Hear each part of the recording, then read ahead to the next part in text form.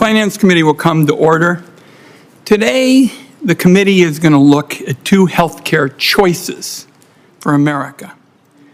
One choice is to sign up for concepts of a health plan prescribed by Donald Trump. Over the weekend, J.D. Vance gave America a preview of those concepts. He said that all Americans should not be in the same health insurance risk pool. My take, the Vance idea is bureaucratic lingo for an idea that should alarm millions of Americans. That's because what it means to me is if you've got a pre-existing condition or if you are at risk of developing a chronic illness, insurance companies will be allowed to isolate you from younger and healthier Americans. That means they'll only sell insurance that's prohibitively expensive or limited in benefits. In my view, the concepts proposed by J.D. Vance are a prescription for going back to the days when you can clobber people with a pre-existing condition. The other choice in America is to sign up for concrete health results, which is what Democrats have produced. That's what's in the Inflation Reduction Act, which was passed into black letter law 2 years ago. I'll start today by taking a few minutes to talk about the lower costs Americans are already getting because of what's in that law. Right now, price gouging penalties on big pharma are limiting the endless price increases on prescription drugs that have put the squeeze on Americans. Here's how it works. Senators taking an expensive cancer drug through Medicare Part B used to see their costs increase every year much faster than their Social Security benefits. With the price gouging penalty now in place, many cancer drugs only had price increases of 2%, lower than the rate of inflation and the Social Security cost of living adjustment. This slowdown as a result of the price gouging penalty has saved seniors and taxpayers $3 billion in the first year and a half alone. Second, seniors are saving thousands per year through an out-of-pocket cap on prescriptions picked up at the pharmacy counter through Medicare Part D. As the committee is going to hear this morning, older Americans with very expensive prescriptions now pay for them in the first month or two of the year, but from the third month onward, they can pay nothing out of their own pocket. In just 3 months, that cap will go down to $2,000, which will mean even more savings for seniors and the ability to spread the costs over the whole year. Right now, working families who buy private health insurance are saving an average of $800 a year in lower premiums through enhanced tax credits from the Inflation Reduction Act. And finally, right now, seniors can save hundreds of dollars a year on free vaccines to complement the $35 insulin cost cap.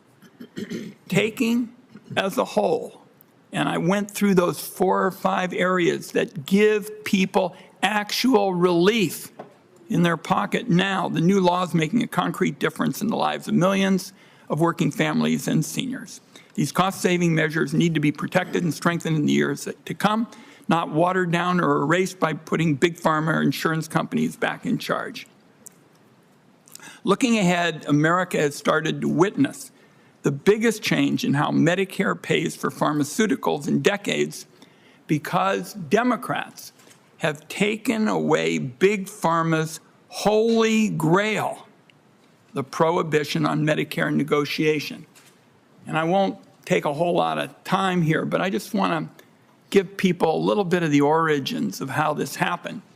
Back in 2005, Senator Olympia Snowe of Maine sat pretty much at the end of the dais over there, and some young guy from Oregon, skinny guy, had a full head of hair and rugged good looks, sat down there with our new and great senator from New Jersey, Senator Helmy. So Senator Snowe and Senator Wyden said, we're going to make this getting rid of the prohibition on negotiation bipartisan. And we worked really hard in the committee on a bipartisan basis to do it. Who are the sponsors that we got? off the committee, we got John McCain, another Republican. We got Russ Feingold, Dianne Feinstein, but it was a bipartisan group. That's the way big legislation like this ought to be, but unfortunately, we couldn't get bipartisan support for getting rid of the prohibition on negotiation in the IRA. Just yesterday, I saw that senior Republicans want to go back to the old days and say 50 million seniors shouldn't have any bargaining power. Get rid of negotiation, toss it in the garbage can. Well, if you do that, if you get rid of the action that Democrats took in the IRA, it runs right up against the first round of negotiations. The results that we're seeing in lowering the price of some of the most expensive medications. Why would we want to go back to the days when seniors didn't have bargaining power? The results of the negotiation are already clear. When these lower prices go into effect in January 2026, seniors are going to save $1.5 billion and taxpayers are going to save $6 billion in just 1 year. In the coming months, Medicare will select the next 15 highest cost drugs to negotiate, which will continue to deliver cost savings to seniors who need it the most. Now, there's more to do. One of the areas that I've always believed strongly in is when there's leadership at the federal level, the way there was with insulin.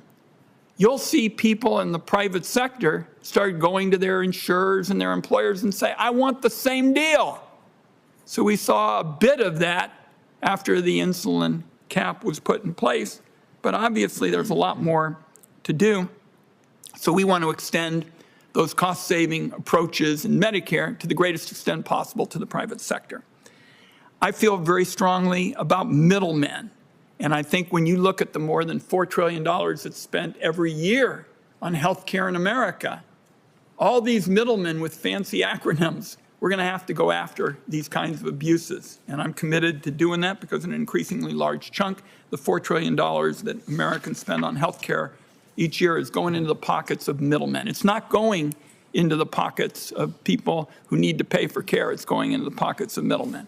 Finally, Congress has to protect families from a giant premium spike that's coming next year when the middle class tax credits for health care expire. So I'm all in to extend these credits to help millions of working families make sure that they don't see a premium increase. That would be coming up pretty soon. And I'll just close by noting that all of these approaches we're talking about involve mobilizing both the private sector and a focused, targeted role for government. Why in the world would we be saying we're not going to do something for working families who are getting hit with another round of premium increases? It's right in front of us. We can do something about it. I thank our witnesses. We've got a good panel. I go back a fair number of years with a number of our witnesses. We're glad you're here. Senator Crapo, I'm sure, is the same case. We divide up our witnesses and looking forward to hearing from all of you. Senator Crapo. Thank you very much, Mr. Chairman. And before I begin my remarks, I'd like to take a moment to welcome Theo Merkel back to the Finance Committee. Theo served on staff for our former colleague, Pat Toomey, and we're grateful that he's able to join us again today. Over the course of the current administration, Americans have experienced persistent economic headwinds, from slow job growth to consistently high inflation and dwindling consumer purchasing power. Everyone on this dais agrees that health care access and affordability demand urgent action, including by Congress. This committee has proven that bipartisan consensus and deliberative policymaking can yield real solutions. From driving down prices at the pharmacy counter to ensuring patients can confidently select a mental health provider who fits their needs.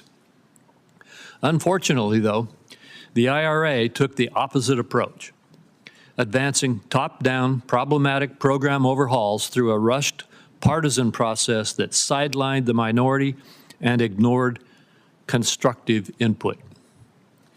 This hearing provides an opportunity not only to assess the flaws of this process, but also to chart a more productive path moving forward.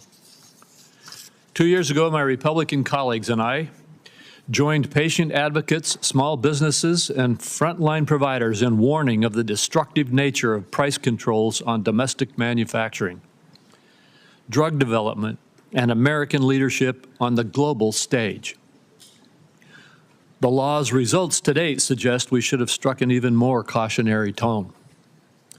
From a national security standpoint, as China supercharges its biopharmaceutical sector, the IRA waves a white flag, treating American job creators like adversaries. Bureaucratic price fixing under the guise of negotiation may sound appealing, but it comes at a massive cost, particularly as firms begin to look elsewhere to launch new life-saving treatments. The implications for the therapeutic R&D pipeline are already apparent, with at least 21 drugs and 36 research programs discontinued since the law's enactment. Even for approved drugs, delays and denials in care have started to skyrocket. And yet the Biden-Harris administration inexplicably excluded medications from its prior authorization reforms. For Americans with rare diseases, 95% of which lack an approved treatment, the IRA contains a rigid disincentive for finding new uses for existing orphan drugs. By providing preferential treatment to injectables and infused medicines, the law systematically disadvantages capsules and pills, including oral cancer drugs, Alzheimer's therapies, mental health medications, and other clinical breakthroughs. Encouragingly, bipartisan members have begun efforts to address these devastating outcomes, and other consensus-based improvements will undoubtedly follow. After all, the strongest and most enduring Medicare enhancements have always attracted support from across the political spectrum. To that end, virtually all Republicans have long favored an out-of-pocket cap for seniors' medication spending. For insulin, it was President Trump who took action to ensure that all seniors with diabetes had access to plan options with copays of $35 or less. In contrast, the IRA has resulted in plans actually tightening access to diabetes drugs. The administration's reliance on heavy-handed government intervention has also triggered annual premium increases, which have been hidden from consumers by subsidies and legally dubious programs. By doubling down on the costly and inflationary enhanced premium tax credits, the IRA uses hardworking taxpayer funds to camouflage the ongoing flaws with the individual health insurance market. The Congressional Budget Office notes permanently extending these enhanced subsidies, which have contributed to growing waste, fraud, and abuse, would increase the deficit by over $325 billion in 10 years.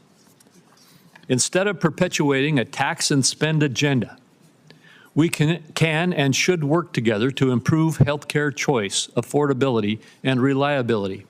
In fact, I referenced the bipartisan PBM legislation done by this committee in the last year or two that stands waiting to be passed as an effective bipartisan solution.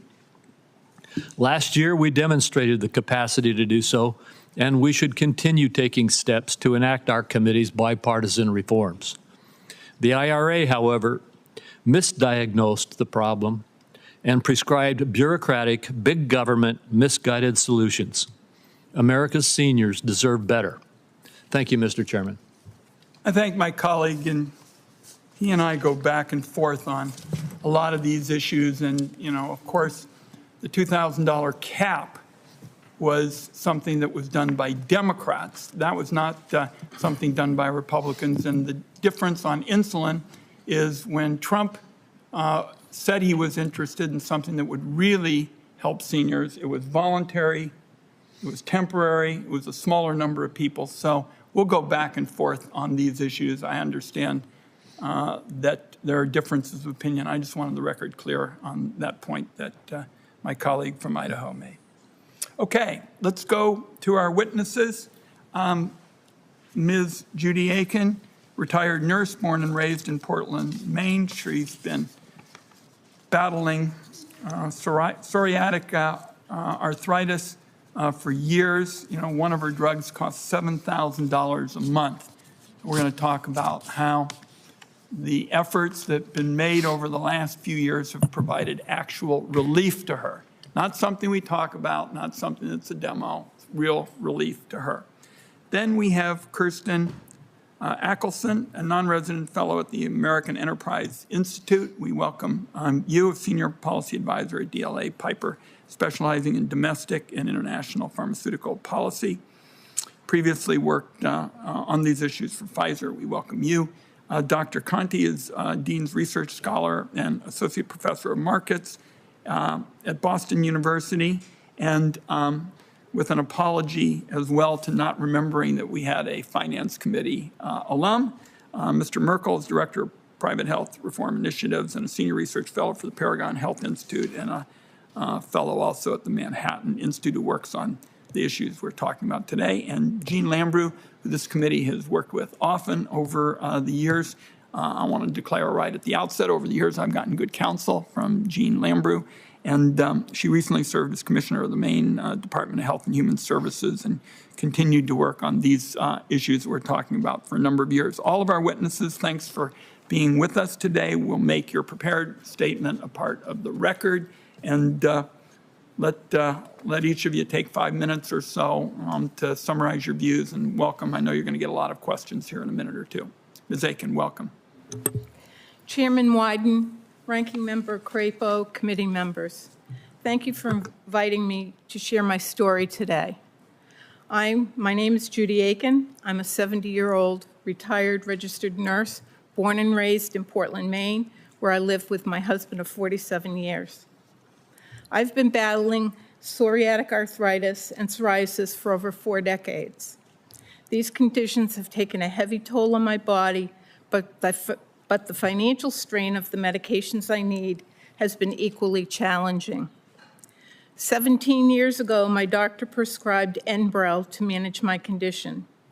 It's been a lifeline, but one with a staggering price.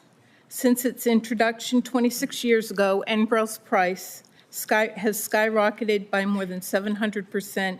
Today it is priced at $7,106 for a 30-day supply.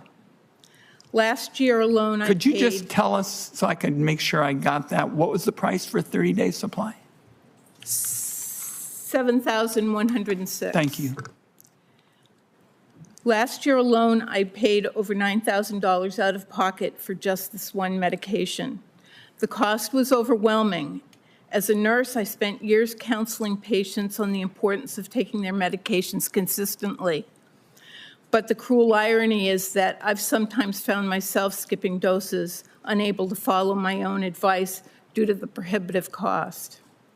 Every trip to the pharmacy was a source of anxiety.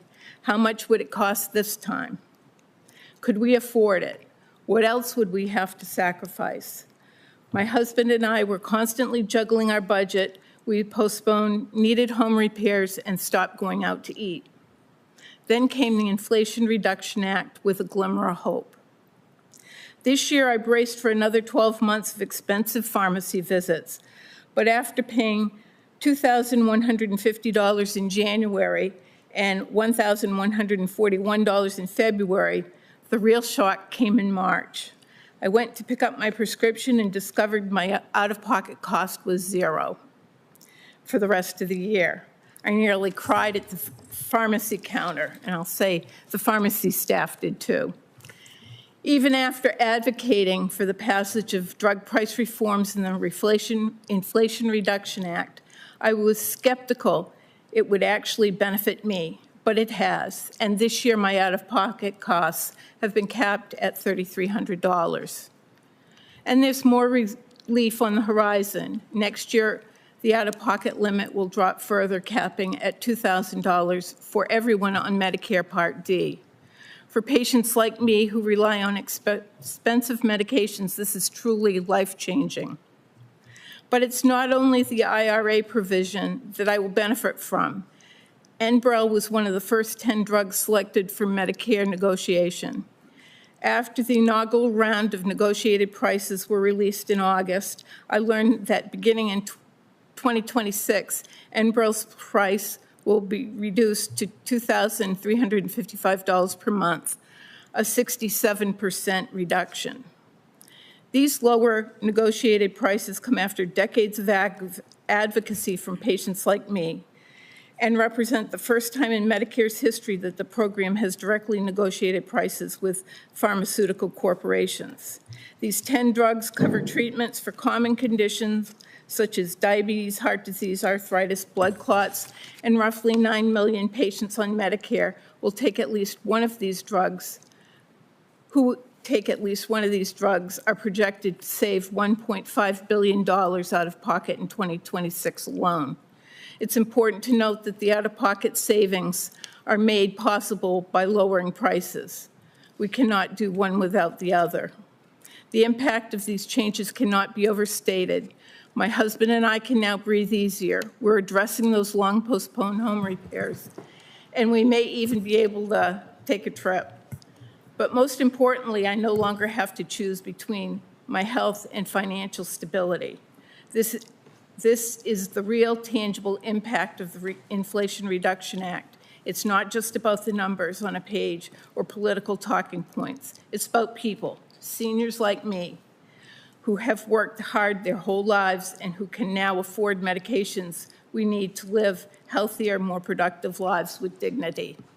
Thank you. Thank you very much. I know you're going to get some questions about your important testimony here in a little bit. Ms. Axelsen, welcome. Chairman Wyden, Ranking Member Crapo, and members of the committee, thank you for the opportunity to share my perspective on the Inflation Reduction Act's implications for medicines, their costs, and by extension, on health and longevity. Many of us in this room know and love a person with a disease that was effectively treated by a medicine. Most of us or someone we love have had the experience of a drug claim being denied by our insurance and struggled to get it approved. Even more of us in this room know and love someone with a chronic disease that has no treatment. The IRA and its impact on the United States, the North Star of drug discovery and development, puts clinical development for new and existing medicines and affordable access to medicine at risk. It is too early to call the IRA a success simply because the government got the prices down for 10 drugs backed by the threat of a financially ruinous penalty. Many of those 10 drugs will cost seniors exactly the same with and without a price control. Some will be more restricted. It is reasonable to question if selecting drugs for price controls that already had large privately negotiated discounts and preferred formulary positions was the right place to focus this expensive and time-consuming effort. By and large, the U.S. has not had price controls. It's the first country to receive access to most approved medicines, including medicines for serious and rare conditions. More than 90% of all U.S. prescriptions are for typically low-cost generics. Possibly the people who drafted the Inflation Reduction Act wanted to fix the rare situation where a popular brand drug does not ever face generic competition. Possibly they wanted to see more value assessment for drugs in the U.S. But the Inflation Reduction Act accomplishes neither. It is not sufficient to sustain this industry by recouping the cost of one drug. The promise of a rare, successful drug financially is what continues to draw capital to an endeavor that is expensive and often a failure.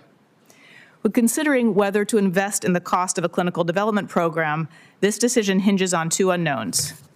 Is there a potential for a safe and effective therapeutic effect? And will there be a financial success? Some biopharmaceutical company leaders have reassured their investors that they can manage the Inflation Reduction Act, but that does not mean the law is benign. In any business, when revenues decline, effort is shifted away from that activity. Large and diversified biopharmaceutical companies may be able to remain viable by investing less in drugs that treat older and disabled people, including drugs for rare diseases, cardiovascular disease, brain diseases, and cancer. Post-market studies, like the ones that demonstrate a drug has multiple uses in different diseases, or that a drug can be taken less frequently, or that a drug can be used effectively in children, are the type of clinical study that is most affected by the IRA, Inflation Reduction Act. They will be reduced. But managing through the Inflation Reduction Act's impact is harder for smaller, particularly single-product biotech companies that are working on drug candidates for older and disabled people. Those companies may not be able to sustain investment in their clinical development programs. When surveyed, healthcare payers, like those who sponsor Part D drug plans, say that with the Inflation Reduction Act, they will have more restrictive formularies. They will encourage beneficiaries to use physician-administered Part B medicines rather than drugs picked up at a pharmacy. Plan exits, particularly standalone prescription drug plans, have been announced. Current protections by CMS and oversight has not been enough to limit erosion of the Medicare drug benefit today, and the Inflation Reduction Act will accelerate this trend. Cost control is important, but it can be done better than it's being done with the Inflation Reduction Act. Drug value assessment is important, and it should be done, but it isn't in the IRA. I offered these recommendations to limit the potential harm from this law. Eliminate the administratively burdensome Medicare drug price negotiation program and replace it with a simple, predictable, and transparent maximum price that can be offered for formulary access in Medicare 13 years after FDA approval for drugs not differentiating between small and large molecules. Exempt drugs from the negotiation program's price controls, where negotiated discounts and rebates are already reducing the net price below a certain threshold. Exempt drugs from the price controls if a certain percentage of the formulary agreements with Part D plans are already in value or outcomes-based contracts. Monitor Part D plan exits and formulary restrictions carefully. Identify approaches to sustain drug plans in the market with structural reforms rather than short-term subsidies. Finally, reallocate funding for the complex, administratively burdensome Medicare drug price negotiation to real-world and clinical study of how well drugs work in people, conducted independently in multiple organizations outside of government. Make them public. No single value assessment is accurate, which is why we need multiple. In particular, focus on people with high needs who are often underserved by the U.S. healthcare system. Make Medicare data more accessible to qualified researchers. I share the perspective of someone who has worked in and for biopharmaceutical companies for 24 years. Because of that, you may determine that I have a bias. Or because of that, you might determine that I have firsthand knowledge of how changes in policy affect investment in clinical study and drug affordability. The opinions I offer here today are my own. I thank the committee for the time and the opportunity to share these observations, and look forward to answering your questions. Thank you very much. You'll get questions here shortly. Dr. Conti. Good morning.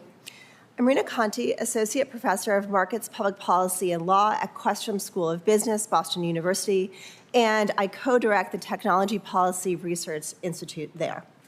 The Inflation Reduction Act of 2022 includes several provisions to lower prescription drugs costs for Medicare beneficiaries and reduce spending by taxpayers. These provisions include inflation rebates, negotiation on a small number of long-lived single-source drugs that are brands, expansion of out-of-pocket caps for insulin and adult vaccines, and Part D redesign capping seniors' out-of-pocket costs to $2,000 annually. The legislation is supported by strong empirical evidence. Many of the reform provisions have taken effect or are scheduled to take effect shortly. Reforms are fiscally responsible. The nonpartisan CBO estimates these reforms will contribute significant savings to the federal deficit, a $58 billion reduction in total, with $31 billion in deficit savings coming from 3 provisions alone. In addition, millions of seniors are already being helped from reform. They include 1.5 million seniors from caps on insulin prices, most notably residing in the states Texas, California, Pennsylvania, Florida, Iowa, and the Dakotas. 6 million seniors facing no out-of-pocket costs for RSV vaccines or the shingle vaccine. The Part D redesign capping out-of-pocket costs is estimated to help 1.3 million seniors with expected spending above the catastrophic cap, and another 100,000 seniors with out-of-pocket spending above $200,000 or $2,000, sorry. Lastly, inflation rebates on Part D covered drugs are also reducing the out-of-pocket costs for thousands of seniors currently. The first round of negotiation on drug prices has already concluded, with 10 million seniors with heart conditions and diabetes expected to be helped with out-of-pocket cost savings. The 10 drugs subject to negotiation comprise 20% of Part D spending in 2022. They are also old drugs. They have been on average on the US market for more than 14 years.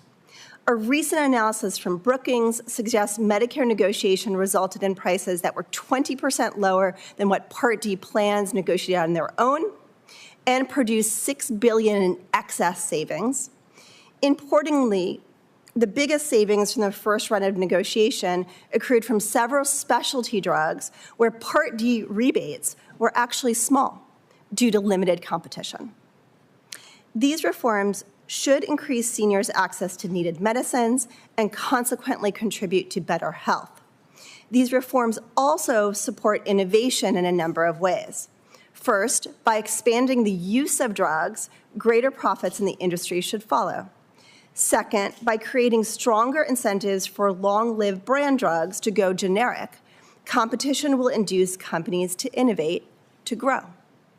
Importantly, American support for innovation, namely subsidies for insurance coverage, NIH support for basic science and universities, strong intellectual protections, high-quality manufacturing and safety standards, and targeted incentives to bring new drugs to market for rare disease and cancer are untouched by reform. In addition, reform exempts from negotiation numerous biotech companies and other types of drugs that are critical to bringing new cures to Americans. Stock price performance of key companies remains stable, if not growing. The U.S. remains the largest market for pharmaceuticals worldwide, and other measures of sector health, such as merger and acquisition activity, venture capital spend, are improving compared to pre-reform by industry leaders' own accounts to shareholders. Consequently, IRA reforms are bringing more affordability, more transparency, more competition, and even more innovation to Americans. Thank you for the opportunity to share my research, and I look forward to the discussion. Thank you, Doctor. Mr. Merkel. Thank you, Chairman Wyden and Ranking Member Crapo, for calling this hearing and giving me the opportunity to testify. The August 2022 reconciliation bill made significant changes to healthcare law, and it sought to address several legitimate flaws within American healthcare. Unfortunately, to do so, the law embraced superficial fixes. This has resulted in an expensive Affordable Care Act sugar high, induced a likely illegal taxpayer bailout of Medicare Part D plans, and will undermine the quality and value of healthcare in the long run. As of 2021, the non-group insurance market had around half the number of enrollees expected when the ACA was passed, at a much higher cost than the authors had intended. Implicitly acknowledging these shortcomings, the American Rescue Plan included a supposedly temporary measure to improve the enrollment side of this equation by simply increasing the taxpayer subsidies that go to insurance companies. The IRA doubled down on this policy while hiding the true cost, again making it temporary. Over 10 years, CBO projects this change would increase federal ACA spending by $415 billion. More disturbing than the enormous costs, these changes simply paper over the poor quality of the plans themselves. A new Paragon Health Institute paper assessed the change in value of ACA plans, looking at three key metrics: the broadness of networks, the associated cost sharing, and premiums. All have steadily become worse over time. New enrollment has been driven by people that, under the IRA enhancements, now pay $0 in premium for a standard plan. Over half of enrollees in some states fall into this category. Many of these previously did not perceive value in enrolling in a typical $500 per month plan, even if $470 of it was paid for by the government due to already generous subsidies. Instead of trying to increase the underlying value, the IRA simply gives away the same plans completely paid for by the taxpayer. In fact, almost no one is willing to pay the full cost of an ACA plan these days without a government subsidy. When the government pays plans instead of people, insurers have less incentive to design plans that potential enrollees actually find valuable. Government regulators attempt to mandate quality, but the result is over time the ACA market has looked more and more like Medicaid managed care. The large increase in fully subsidized plans, combined with the embedded financial rewards for misstating income, because recapture of erroneous subsidies is limited by statute, and a relaxation of eligibility verification have all helped increase enrollment, but only through tolerance of substantial fraud. My Paragon colleagues have estimated as many as 5 million current enrollees for whom taxpayers spent $20 billion in subsidies could be over or underestimating their income to obtain higher assistance than the law permits. Perhaps even more highly touted is the IRA's price controls on prescription drugs. Medicare absolutely should and could get more value for many prescription drugs. My written testimony provides recommendations on how Congress could do so. But we know that price controls have enormous consequences, some intended, but many not, in determining how resources are allocated, how care is delivered, and where future innovation flows by determining which good or service is preferred over alternatives. So far, the IRA drug provisions are an example of unintended consequences. 80% of the discounts announced last month had previously been achieved by private plans negotiating without price controls. And before any potential savings kick in, they are already being spent by the administration to bail out another flawed provision in the law. The IRA rewrote a previously bipartisan idea, capping out-of-pocket expenditures in Part D, to do so in a way that guaranteed a large increase in premiums. The administration has responded with a so-called demonstration project that simply pays Part D plans at least $5 billion to keep premiums lower. Finally, one of the most perplexing changes in the IRA is the insulin provision. Far from holding drug companies accountable, incumbent insulin manufacturers benefit from and strongly support copay caps. This is why the Trump administration created a demonstration to give all Medicare beneficiaries the option of a plan with a $35 copay cap, but required manufacturers who participated to also provide larger discounts on insulin. The IRA disbanded this program and replaced it with a copay cap paid for by higher premiums for beneficiaries and higher subsidies from taxpayers. It's hard to see who benefits from that change other than the manufacturers. Thank you again for this opportunity. My written testimony includes several modest recommendations on how to improve these programs without so many unintended consequences, which I hope to get to during questions. Thank you, Mr. Merkel. Dr. Lambrew. Chairman Wyden, Ranking Member Crapo, and members of the committee, thank you for the opportunity to discuss the Inflation Reduction Act's health coverage policy. My name is Jeannie Lambrew, and I am the Director of Healthcare Reform at the Century Foundation. The Inflation Reduction Act extends through 2025 a provision of the American Rescue Plan that increased the eligibility for and the value of health insurance marketplace advanced premium tax credits. Based on nonpartisan sources of information, I assess the impact of this policy by asking three basic questions. First, has the Inflation Reduction Act increased coverage and access to care? The Urban Institute and Congressional Budget Office, or CBO, both estimate that the policy increased marketplace enrollment by 7 million people. This is a 43% increase in enrollment if the Inflation Reduction Act is made permanent. Enrollment over time has increased as well, from 11.4 million in 2020 to 21 million in 2024, or 88%. This includes people in all eligible income groups, including an estimated 1.5 million who are newly eligible. It also includes individuals who are older and live in rural places who tend to face higher premiums. And the law reduced barriers for people of color. Between 2020 and 2023, Black enrollment increased by 95% and Latino enrollment increased by 103%. The Inflation Reduction Act, in turn, has contributed to this nation's record low uninsured rate. The Urban Institute and CBO estimate that it reduces the percent of uninsured Americans by 11 to 13%, or approximately 4 million people. Access to health care has improved as well. National survey data indicate that fewer middle-income people delay care and skip medications. The second major question is, has the Inflation Reduction Act lowered the cost of health coverage? By design, the law reduces the share people pay for premiums for marketplace coverage. The Inflation Reduction Act's extra assistance averaged $800 per enrollee in 2023. The law also contributed to lower overall premiums.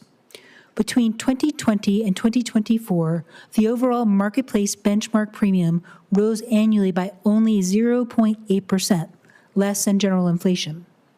In part, that is due to competition. The share of healthcare.gov enrollees with access to 3 or more health plans climbed from 68% in 2020 to 96% in 2024. The tax credit policy has also let people choose plans with lower cost sharing.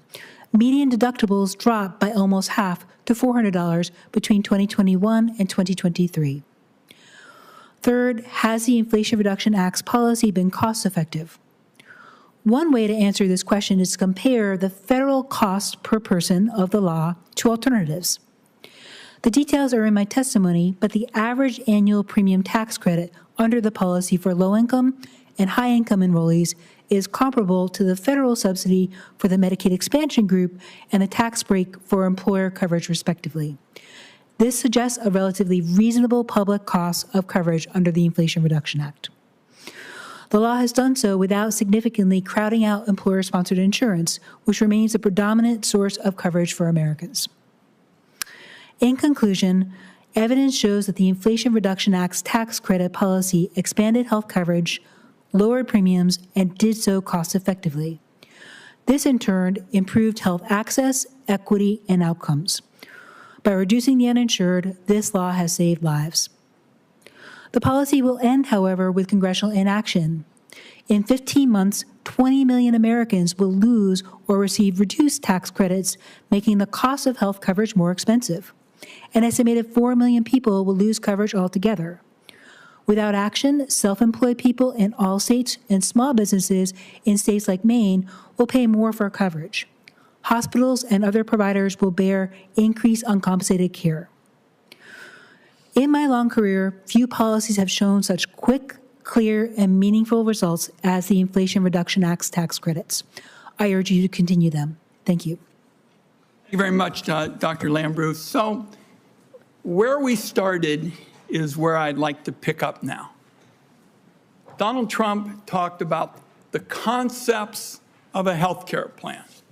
We've been talking about the specific gains that patients like Ms. Aiken have made this year. And this committee has actually seen the consequences of Donald Trump's inaction. For example, in 2019, we passed out of this committee, I think my friend Senator Cassidy remembers this, we passed strong cost containment legislation out of this committee. Senator Grassley and I led that effort. Senator Cassidy, very supportive of this effort as well. It contained the price gouging penalty. And Senator Grassley pulled out all the stops to get then President Trump to be supportive of that effort, and President Trump wouldn't do it. So the consequences of inaction are real, and this committee has seen it, because we could have had that earlier and would have had something that would have been of benefit to so many patients. Now, Ms. Aiken, if I can start with you, we had a lot of numbers being thrown around here. It's pretty much root canal work comparing everybody's numbers. But it looks to me that you're paying now thousands of dollars a year for this arthritis medicine, Enbrel.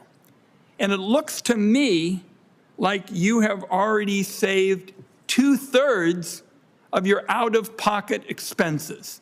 Is that right? That's correct. Okay. What happens if most of this law goes away? You know, because we're all talking about this part and that part and all the rest. But these provisions, as I say, some of them came from this committee in 1990. What happens if most of this goes away? Frankly, I'm scared to death of that. We tighten our belts even more. And don't do things, you know, may have to, I can't even think of where we would be. It would be very, very difficult. So you're counting on having some certainty from the Congress to keep building on what we're doing rather than unraveling it. I didn't catch the last part of No, it. you're counting on the Congress building on the progress we've made, not getting rid of the law. Correct. Okay. Now, a question for you, Dr. Lambrew, if I might.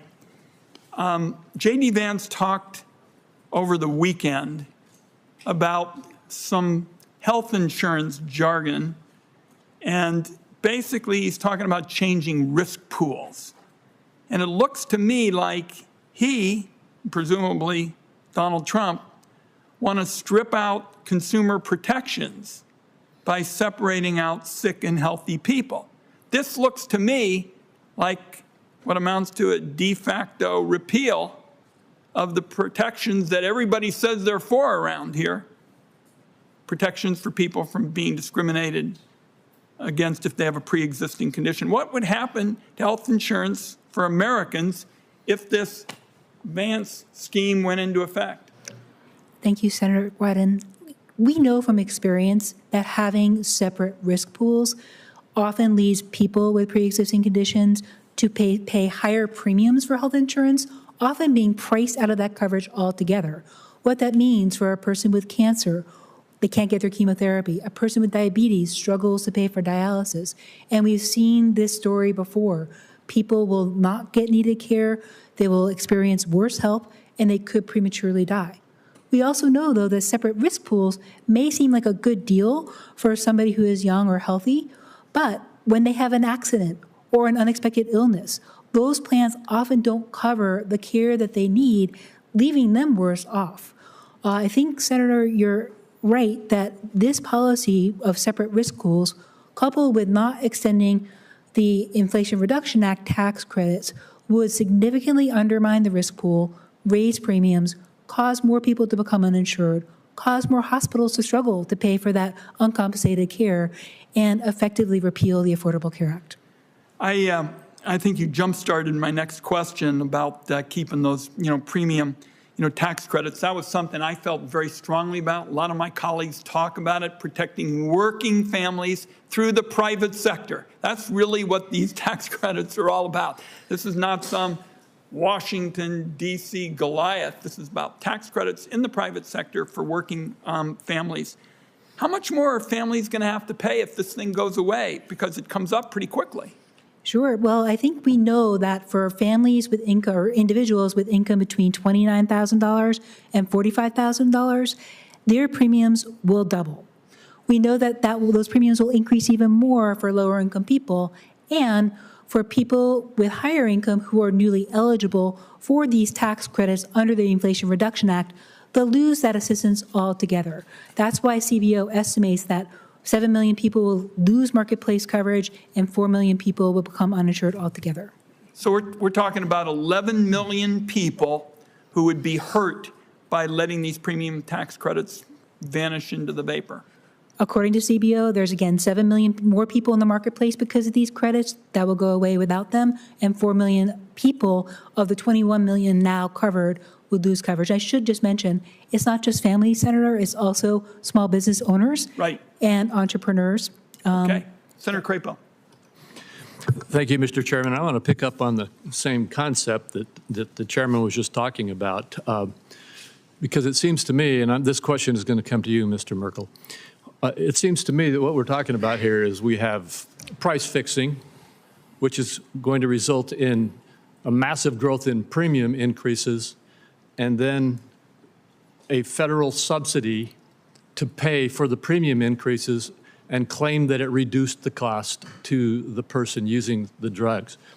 You and others have expressed concerns that the enhanced premium subsidies, as they are structured, are inflationary and shield consumers from premium costs, and explained that in a recent study that you've looked at it from 2014 to 2023, this report found that during that time, provider networks narrowed, the actuarial values of plans decreased, and unsubsidized premiums have rapidly increased, particularly when compared to the employer's market. As you closed your testimony, you said that you had some suggestions or recommendations you hoped you were asked about. I'm going to ask you about them now. What kind of approach should we have so that we don't have the taxpayer subsidizing the fix and actually we find a fix to this solution? And what's the cost that the taxpayer is paying on this? Thank you very much for your question. And you are fundamentally correct that the enhanced subsidies do not do anything to improve what I view as the challenge, which is the underlying value of the plan, which nobody is willing to purchase without government assistance. And it has been long studied that the way that the subsidy is structured, which it basically pegs the value to an insurance plan, the second lowest cost silver plan in an exchange, and then it caps the contribution that a enrollee must have at their income. When these types of structures have been looked at, they have been found to increase the amount of the cost of the underlying product. So what I have suggested doing, and what many have been suggesting, is that we actually take a look at what is driving the low quality of the underlying plans. We've suggested some incremental approaches, not getting rid of the Affordable Care Act, taking a look at risk adjustment. Right now, risk adjustment is overcompensating for certain populations, which makes insurance companies particularly target them with low-value plans. The defunding of CSR payments has created a lot of chaos in the market. I know that there's been bipartisan interest in refunding those, and that would rationalize the market. And I also think that there is an opportunity for increasing the amount of people, frankly, in the individual market through ways that are not just papering over the low value of plans with more and more subsidies.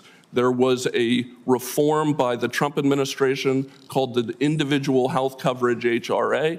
It's a health reimbursement arrangement that would allow employers to help fund people get coverage in the individual market. This would expand the amount of people that are purchasing healthcare in the individual market, and importantly, insurers would be targeting healthcare plans to these new enrollees that provide value. I don't mean to cut you off, but I want to have a question for Ms.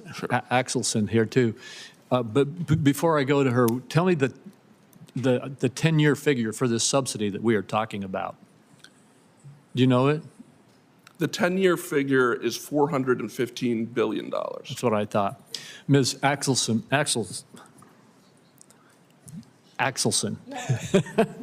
A recent Magnolia market access survey found that because of the IRA's benefit redesign, sizable majorities of Part D plans intend to exclude more medications, including breakthroughs, from coverage, as well as to ramp up the use of prior authorization and step therapy.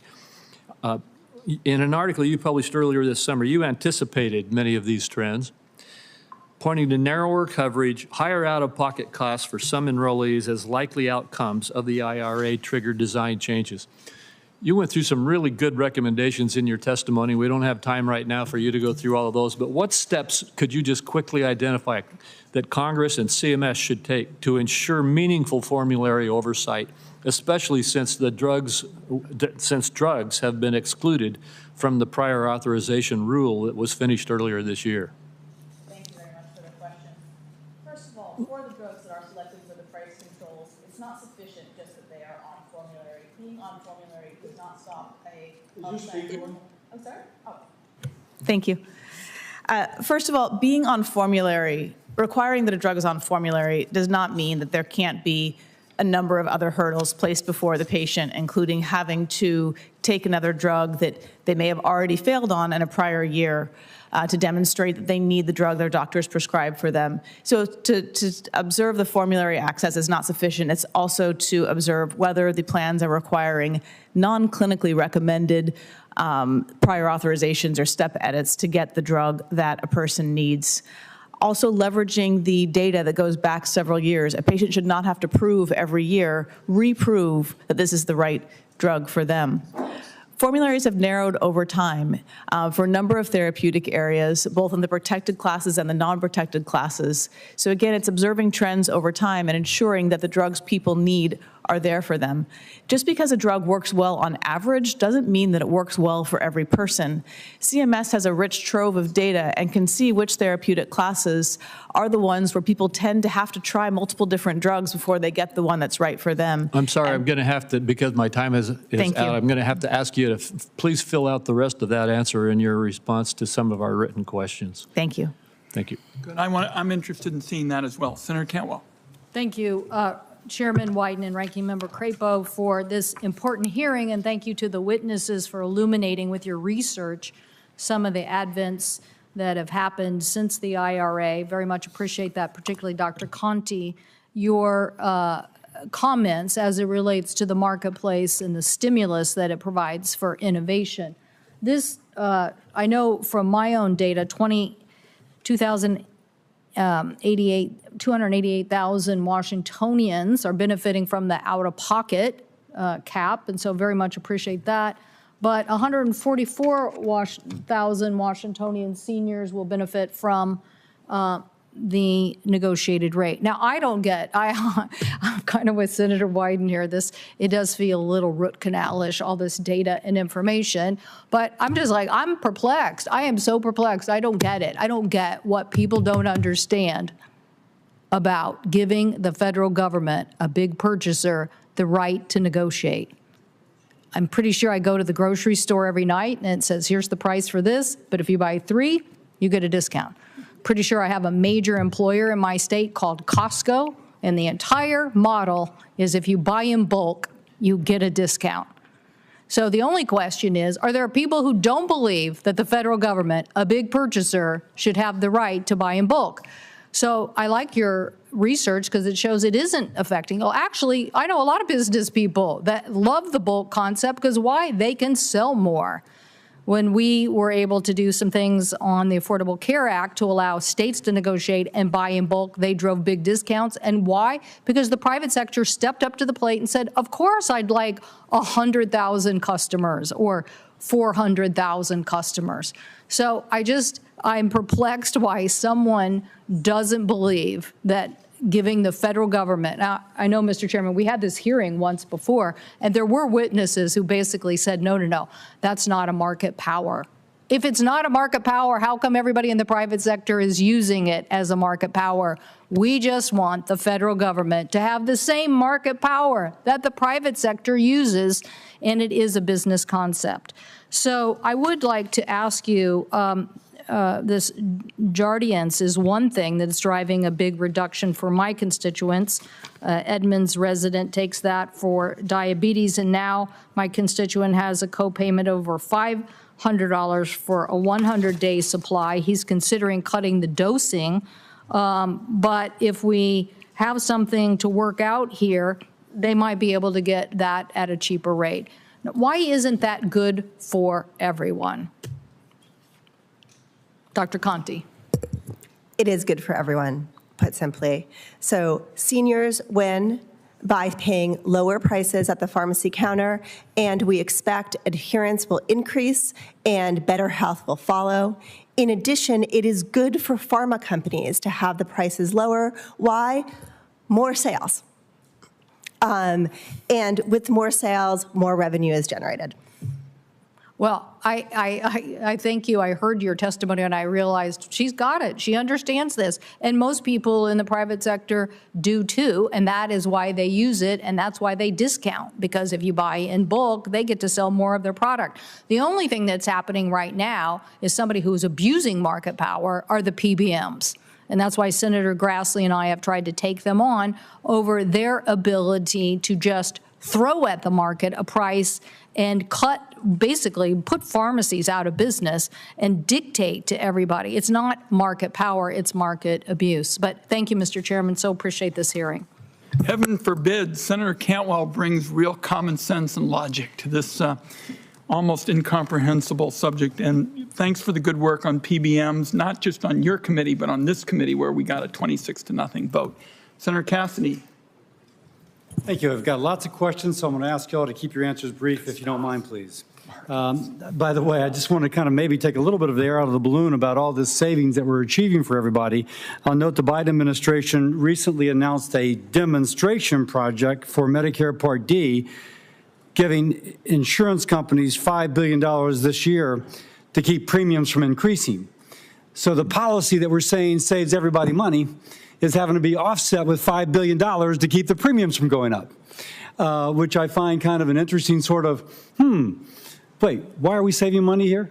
A quote-unquote demonstration project in an election year. Call me cynical, I apologize. Now back to my real questions.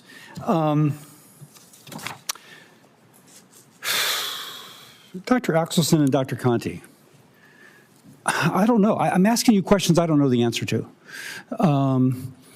It strikes me that if there is a negotiation to lower the price of a drug, as it's currently constructed, pharmacy benefit managers, Part D plans, have an incentive to carry the higher priced drug because they get a bigger rebate. We've heard that in other testimony.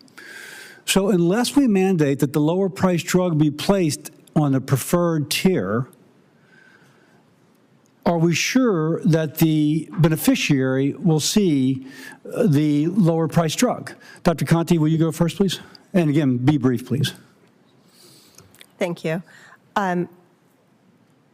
In my research and in the Brookings paper, it is clear that the majority of the drugs that will be negotiated both in the first year and in the second year that we've estimated are drugs that are largely ones that patients take every single day.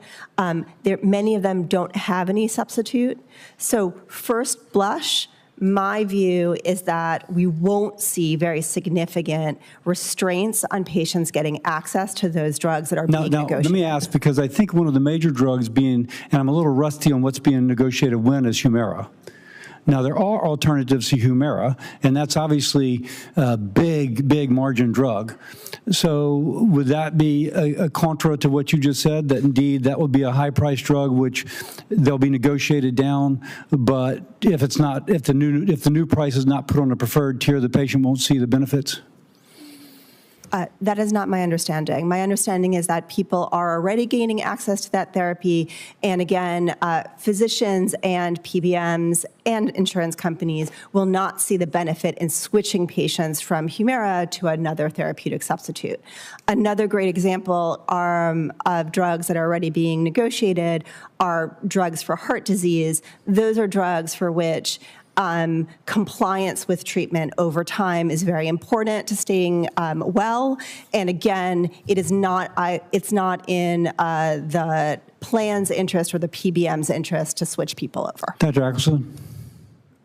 Hi, I'm not a doctor. I'm Kirsten Oh, Ms. Axelsen. I'm Yes, sorry. thank you. The majority, 7 out of the 10 drugs, the dominant position on formulary is third-tier access. While the prices of those drugs vary widely, the cost is between $45 and $46 for all those drugs. The price is not what determines the copay at the pharmacy for those drugs. After the price controls, the price will be about $45. Seniors taking those drugs who retain preferred tier access will be paying $45 or $46 with or without a price control.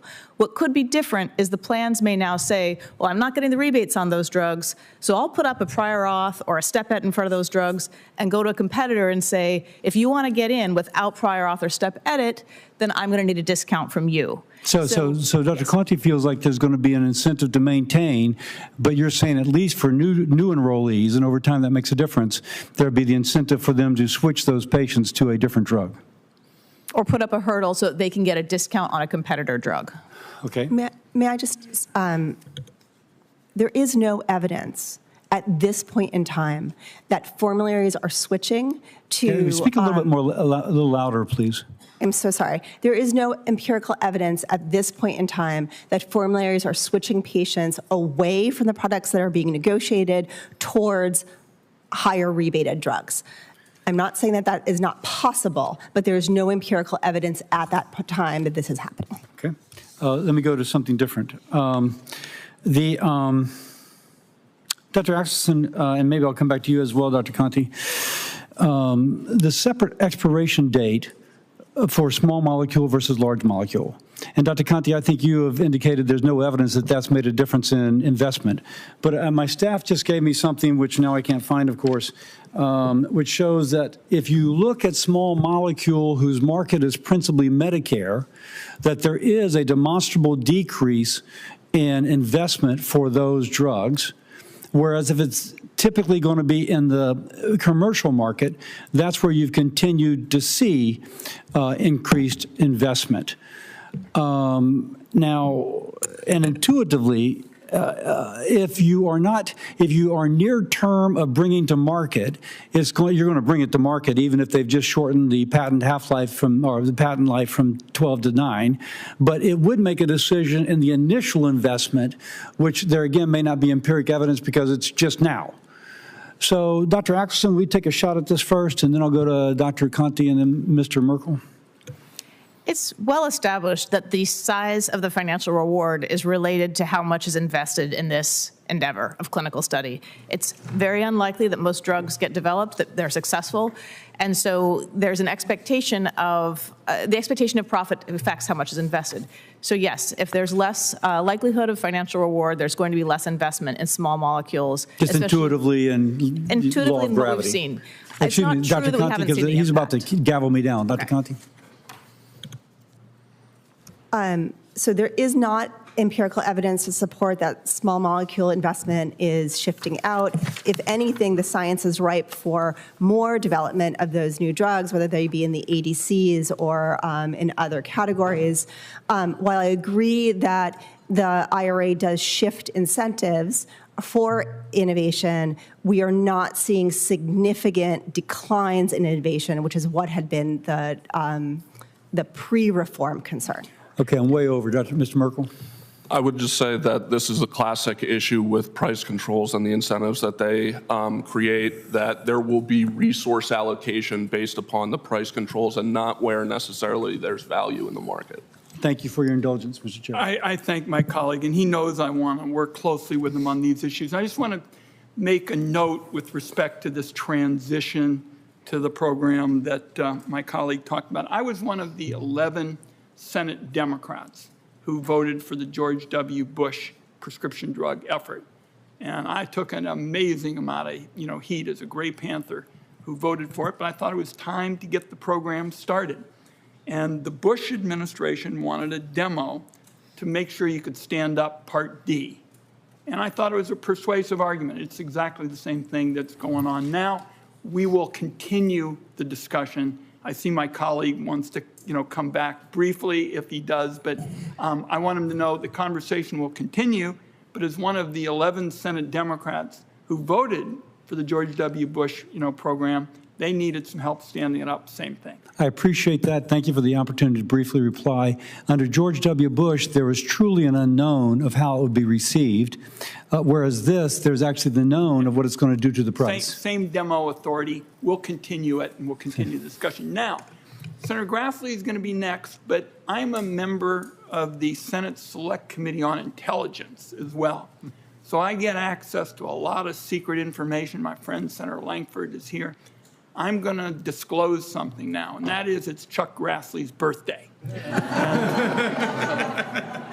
I want everybody to know that I have some additional secret information that I'm going to announce today. What Chuck Grassley really likes for his birthday is Dairy Queen script, because I've given him some before. So now I've disclosed all kinds of personal information about Senator Grassley. Senator Grassley, you recognized for your questions. And I'll thank you for the certificate you gave me, and I used it all. You'll get it again.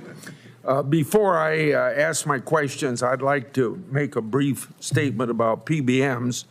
Along with Chairman Wyden, way back in 2018, I've called for transparency and accountability of PBMs.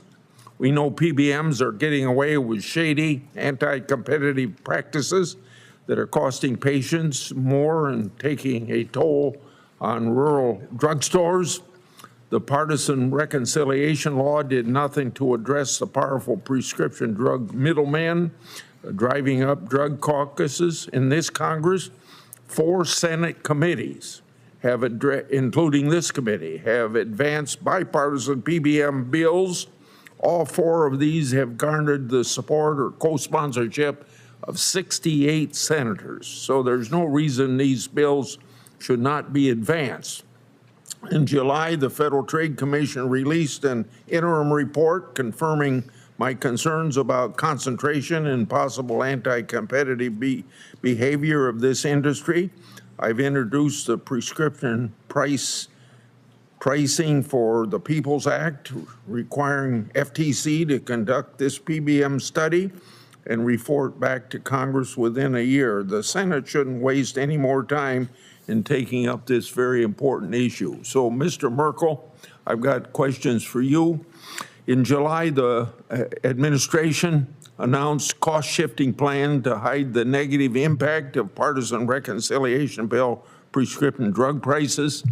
This demonstration program seeks to artificially lower Medicare Part D premium payments using taxpayer dollars and establishes risk corridors for insurance companies. The administration's attempting to patch things up ahead of the November election. I've asked the nonpartisan CBO to analyze the fiscal impact of this policy. Why is this administration establishing this cost-shifting policy, and how much money will this cost the taxpayers? Happy birthday, Senator. Thank you for the question. So the IRA took a previously bipartisan idea. There was a lot of support for the out-of-pocket cap in Medicare Part D, but it moved away from the bipartisan discussions to shift the proposal in a way that would cost more for taxpayers and potentially cost more to beneficiaries and higher premiums. So in the underlying IRA, there was a program to artificially keep premiums low for about 6 years, was going to cost around $40 billion, but even that was not enough. So what the administration has done is they saw there was a premium spike last year. They were very concerned about a premium spike this year, so they have created, as has been mentioned, a 402 demonstration project that basically just pays Part D plans. CMS is saying around $5 billion in just 1 year to keep their premiums lower. Okay. Mr. Merkel, as you're aware, the Paragon Health Institute recently issued a study finding that 5 million individuals have been falsely reporting their incomes to qualify for these subsidies.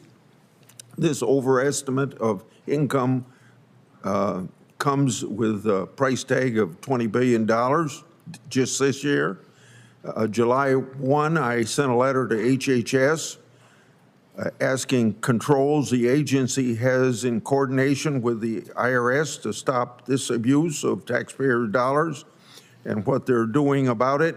I've yet to receive a response.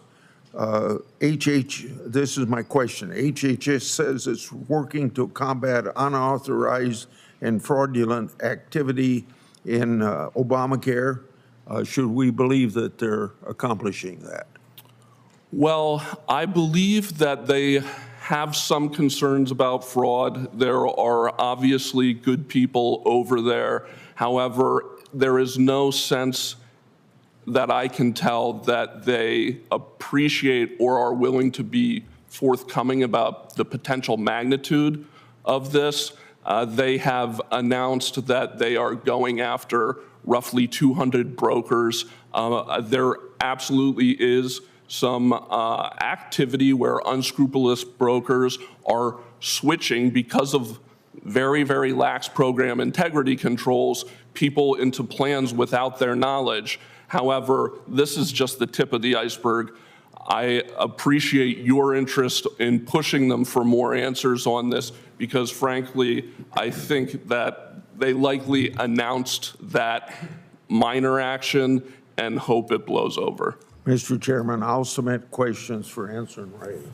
Very well, and a good birthday to you, Senator Glass. Thank you very much. Okay, Senator Langford's next. Mr. Chairman, thank you, and I'll add the happy birthday. I think this is the 65th birthday for Senator Grassley, so happy birthday again. Any birthday is better than the alternative. It's a good birthday. It's a good birthday. As my friend used to always say, it's better to be seen than viewed.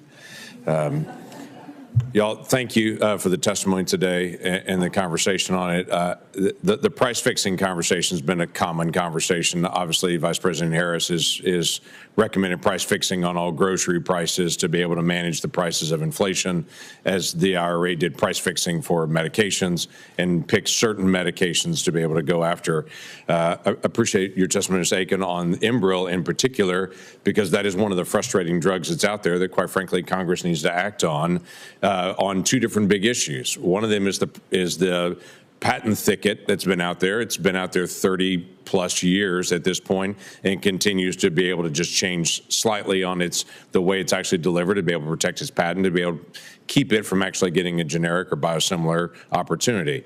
That's something that Congress needs to be able to fix, is the thicketing issue that happens. The second issue is the PBM issue there.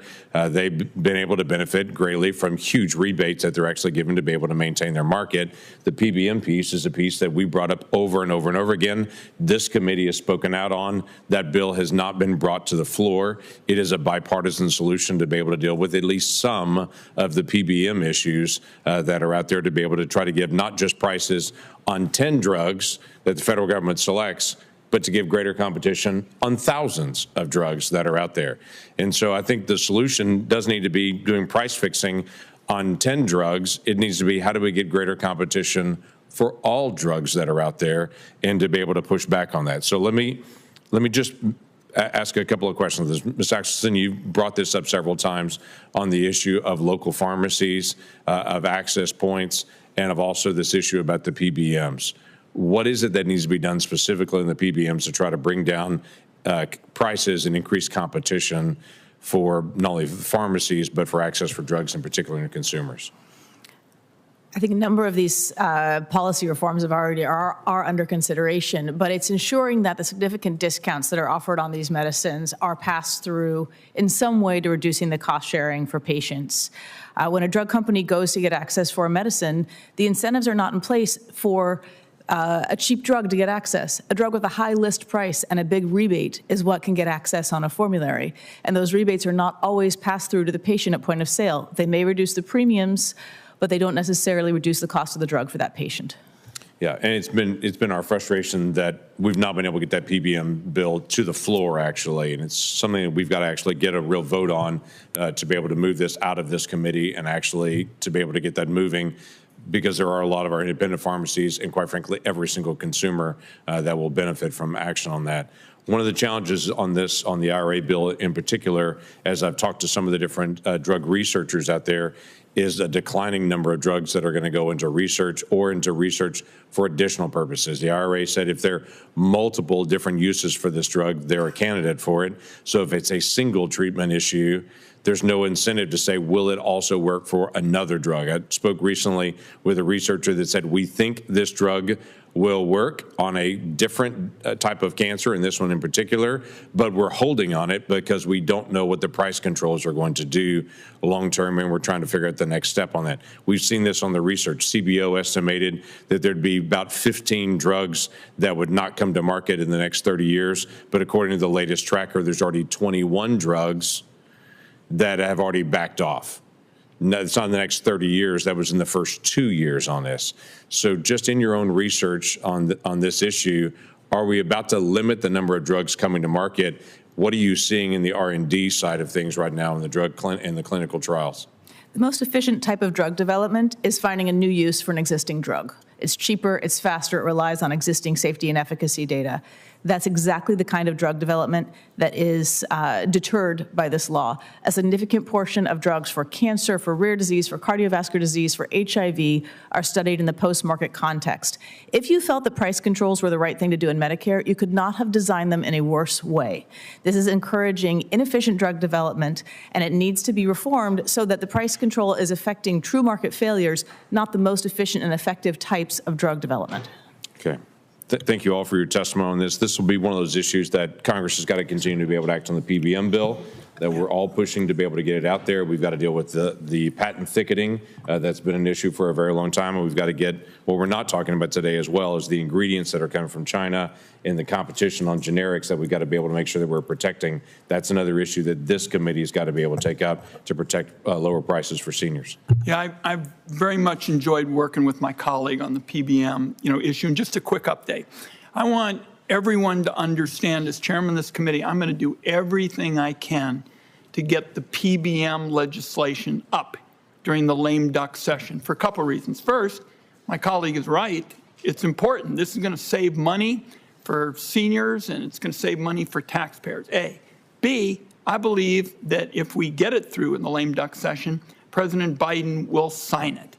Now, that is in contrast to what I talked about earlier when Senator Grassley and I championed the price gouging penalty, and he wasn't able to get Donald Trump to do anything about it when he was president. So let's keep our focus on the good work we've done around here and get this thing signed into law. Okay. Senator Warner's next. Thank you, Mr. Chairman. And let me I only caught the tail end of Senator Langford's comments, but I totally concur on PBMs.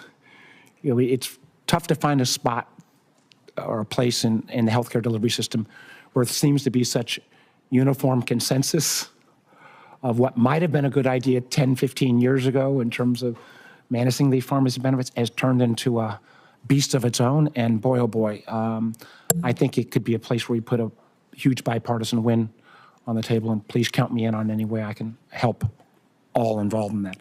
I'm sure I'm going to come to a topic that has been at least raised by this side of the aisle a number of times. I'm going to try to get a couple questions in and then make my normal shorty spiel on technology. I'm going to start with you, Dr. Conti. I've been traveling as I go around the Commonwealth. An issue we always hear about is drug pricing. And, I have to say, when I first started in public policy, my background was a venture capitalist. I know you've got to take high risks to get rewards, and not every drug pans out. And for, some time at the front end of my career, I was not sure that drug price negotiation was the right angle. I thought we gave pharma lots and lots of bites at the apple, and I finally thought, this is, it is not fair that the American taxpayers pay for basically the R&D costs for drug companies for the whole world. And I think the IRA, which took that first step on those negotiations, and obviously there's a lot of places where there's not generics. Can you talk a little bit about this first round of negotiations, and will the overall system and will the Medicare recipients in Virginia see the benefits of that kind of a negotiation process? Yes, thank you so much for the question. There are 9 million Americans that will benefit directly from negotiated prices in their first round. In my research, we find that another 5 million seniors will benefit from negotiated prices in the second round. The first round drugs are largely targeted to diabetes and heart disease. Therefore, we believe that once the prices come down, patients will get more access and better health will follow. The second round are different.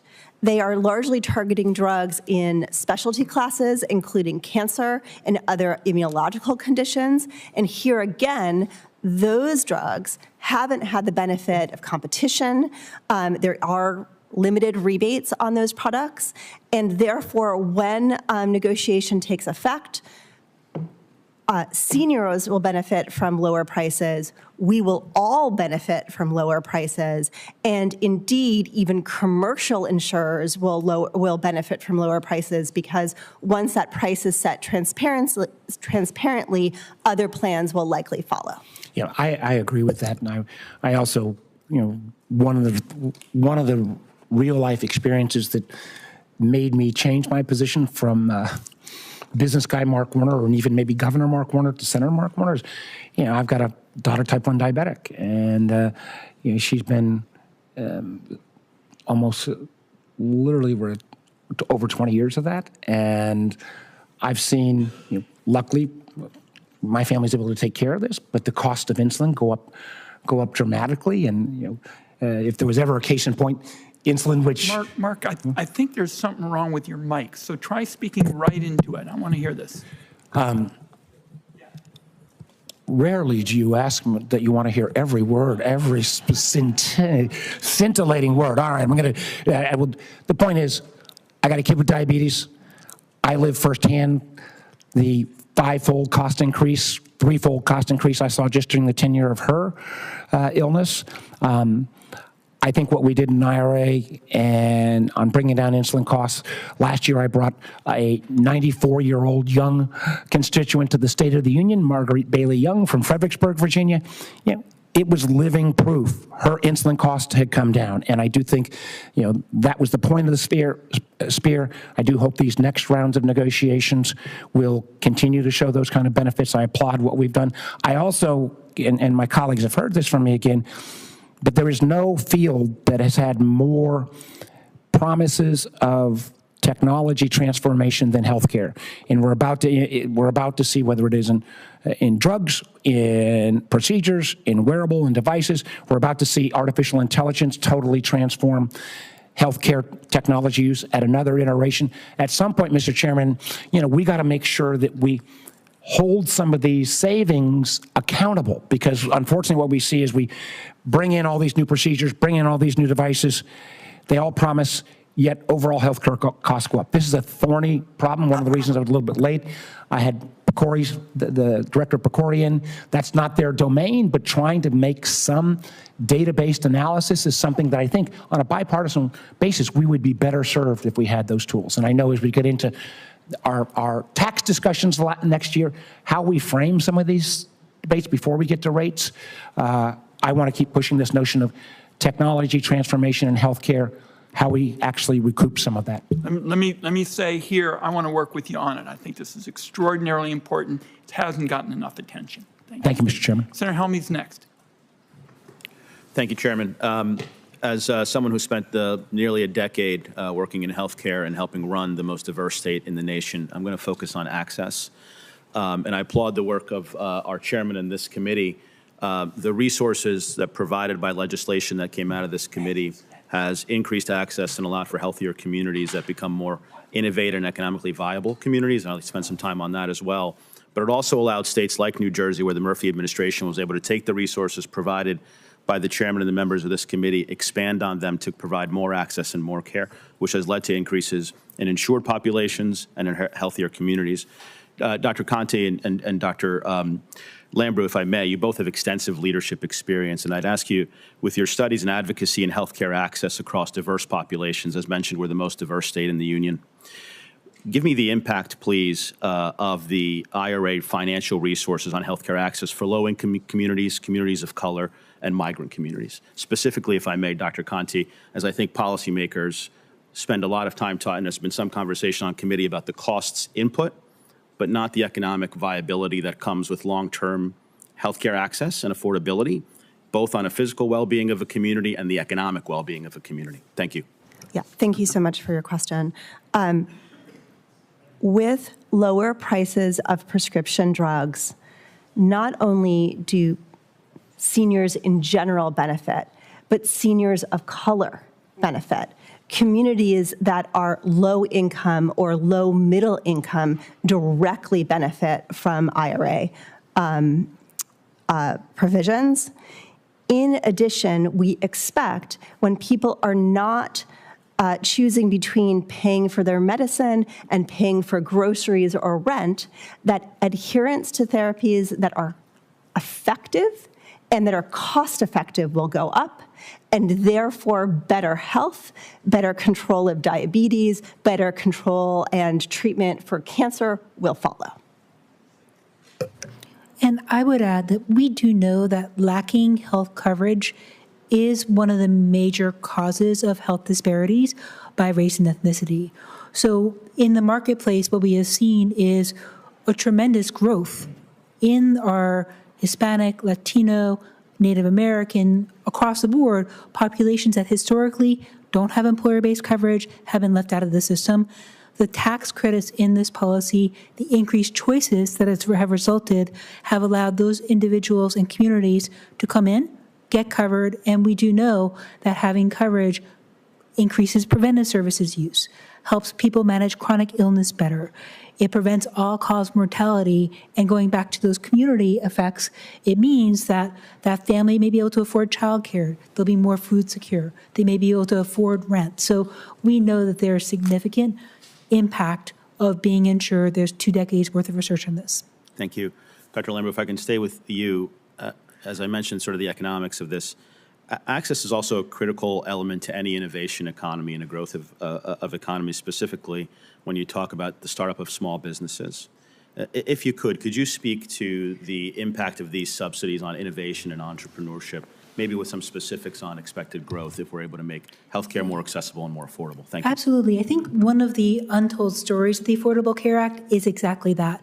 It has filled in that gap for people starting businesses, people striking out on their own. And we know from older data that in 2021, 2.6 million, or 1 out of 5 marketplace enrollees, were either a business owner, small business owner, or an entrepreneur. That must have grown because we also know that the uninsured rate for those 2 groups of people went from 27%, 25% in 2013 to a record low of 16% in 2022. Again, this is during pandemic. Those are extraordinary facts. Since the Affordable Care Act was passed in 2014, 50 million people have come into the marketplace to get coverage, usually, again, between jobs, starting new businesses, and I think we have a sense, especially in a state like mine, that it's really made a difference. We merged our individual and small group market in Maine. We're providing reinsurance through the Affordable Care Act for our small businesses as well. So if this policy is not extended, it will have significant harm for those small businesses and entrepreneurs. Thank you, Dr. Lambrew. I'd just like to close, Mr. Chairman, by thanking all the witnesses for participating in this dialogue, and specifically you, Ms. Aiken, for your very personal story. Thank you. Thank you, Chairman. I thank my colleague for his important questions. So senators are all coming in, so we're going to stay with the order of appearance. And Senator Bennett, you are next, if you can catch your Mr. breath Chairman. and go. Thank you for the panel for being here, and I appreciate our new member on the committee. I guess this is for Dr. Conti. We spend $4.5 trillion, more than 17% of our GDP on healthcare, which is twice as much as other industrialized nations spend on average, and yet Americans die earlier than our counterparts in Japan, Australia, the United Kingdom, and the Netherlands. We are the richest country in the world, and our life expectancy, excuse me, is now, I think, 5 or 6 years shorter than in many of those countries. If you're African American in the United States, it's even shorter than that. We took a big step forward, excuse me, to reduce healthcare costs in the Inflation Reduction Act by requiring Medicare to negotiate drug prices for the first time in history, a policy that we pushed for years in my bill with Tim Kaine, the Medicare Choice Act. Mr. Conti, Dr. Conti, we expect to save $6 billion in taxpayer dollars from this first round of negotiated prices. While this policy directly benefits seniors taking these medications, can you address the ripple effect on our overall health care spending of the savings that we're achieving here? Sure. CBO is estimating this bill is, or this law is fiscally responsible and is actually producing deficit savings. In addition, and perhaps most importantly, this law is producing savings for individual Americans who have been having to choose between, again, paying for their medicine and paying for rent and groceries. I agree with you that our system should focus on well care, not sick care. And indeed, one of the key provisions of this law is that it is refocusing people getting access to the medicines they need, and we believe that that will reduce poor adherence. It will increase use of these products, which are the centerpieces of modern medicine taking care of chronic disease and also prevention. It will compress disparities that we desperately need to address, and it will also spill over into the commercially insured population. So we believe with more transparent prices, more people will have access to therapies, and that commercial insurers will follow along. Are you saying it'll spill over in the sense that commercial? Well, could you explain what that means? Sure, of course. With more transparent prices, commercial plans will demand similar price declines, especially in drugs for which there's very limited competition and for which plans on their own cannot negotiate lower prices, or at least have been unable to date. Do you think there's more that as we expand the number of drugs that we're talking about that are subject to the negotiations that we're talking about, that also can have a ripple effect on prevention and other aspects to the other ways in which our system seems to be so different from the systems around the world that are getting better results at a lower cost? Absolutely. If we want to bend the cost curve in the United States on healthcare, we have to deal with the prices.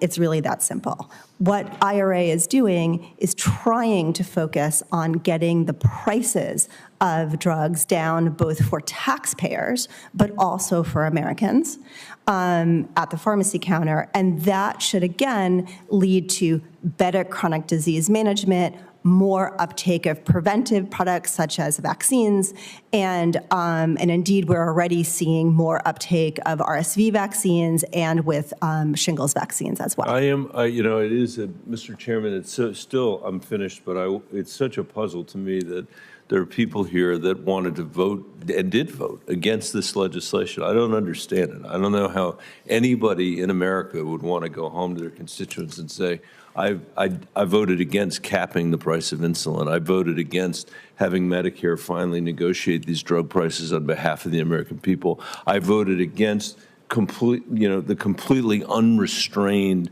price acceleration that's happened in the United States of America and has not happened in any country around the world. I do not understand it, and I know that it will not be repealed, and I do think we're going to have the opportunity to build on it. So I look forward to working with you and the rest of the folks on this panel as we go forward. Thank you, Mr. Chairman. Well said, Senator Bennett. Senator Young's next. Thank you, Chairman. When Democrats passed the Inflation Reduction Act in 2022, they talked about lowering Medicare costs. Now we need to ask who actually benefits from the IRA provisions. Specifically, do seniors benefit? Premiums for Medicare prescription drug plans are up 50% in the first 2 years since the IRA passed. Plan choices are down 25%. Millions of seniors will face higher copays on drugs selected for government price controls. The IRA was sold as making drugs affordable, but seniors are left footing the bill. Ms. Axelsen, the so-called negotiated prices for the first 10 drugs were recently released. Can you explain what impact we'll likely see in out-of-pocket costs and access for Medicare beneficiaries who happen to be on any of these 10 drugs? Thank you. So for the drugs, for 7 out of the 10 drugs, their dominant position on formulary is already third tier or better with a $45 to $46 copay. The seniors who are in the drugs with preferred position on formulary will not see an effect. Millions of other seniors are already receiving a low-income subsidy. They will not see an effect.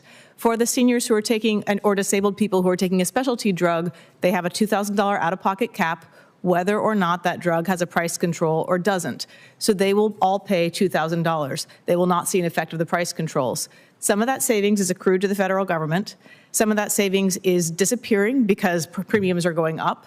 Also remember, those drugs that were selected for price controls do not pay into the Medicare drug discount program. That was not taken off the $6 billion in estimated savings, so that's another cost that's going away.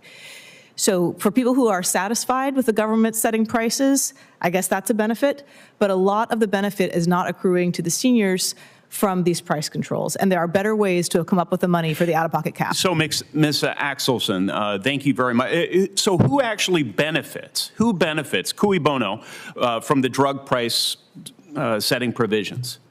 There are some savings to the federal government, and I think there's some satisfaction that's gained by those who feel the government should be setting prices. This is not a negotiation. A negotiation is a business arrangement where you can walk away. You cannot walk away from this negotiation without having a financially ruinous penalty. That's not how they do it in other countries, if that is a system that we feel we admire, where there's more restricted access to medicine. So you walked us through some of the near-term implications of this. What do you think will be the long-term impacts on seniors' access to these 10 drugs and any future drugs that make this price-setting list? To these 10 drugs, there is a potential, because this erodes the value of launching a generic or biosimilar, that seniors will not see the tremendous long-term benefit of generic and biosimilar entry. Big markets attract big generic competition and multiple generic competitors, and that brings prices down. That's why price controls deter that kind of activity that is a long-term benefit for seniors. The drugs that are already developed, but it's the future drugs and it's the future indications for existing drugs that are most affected by this law. Thank you, Ms. Axelsen.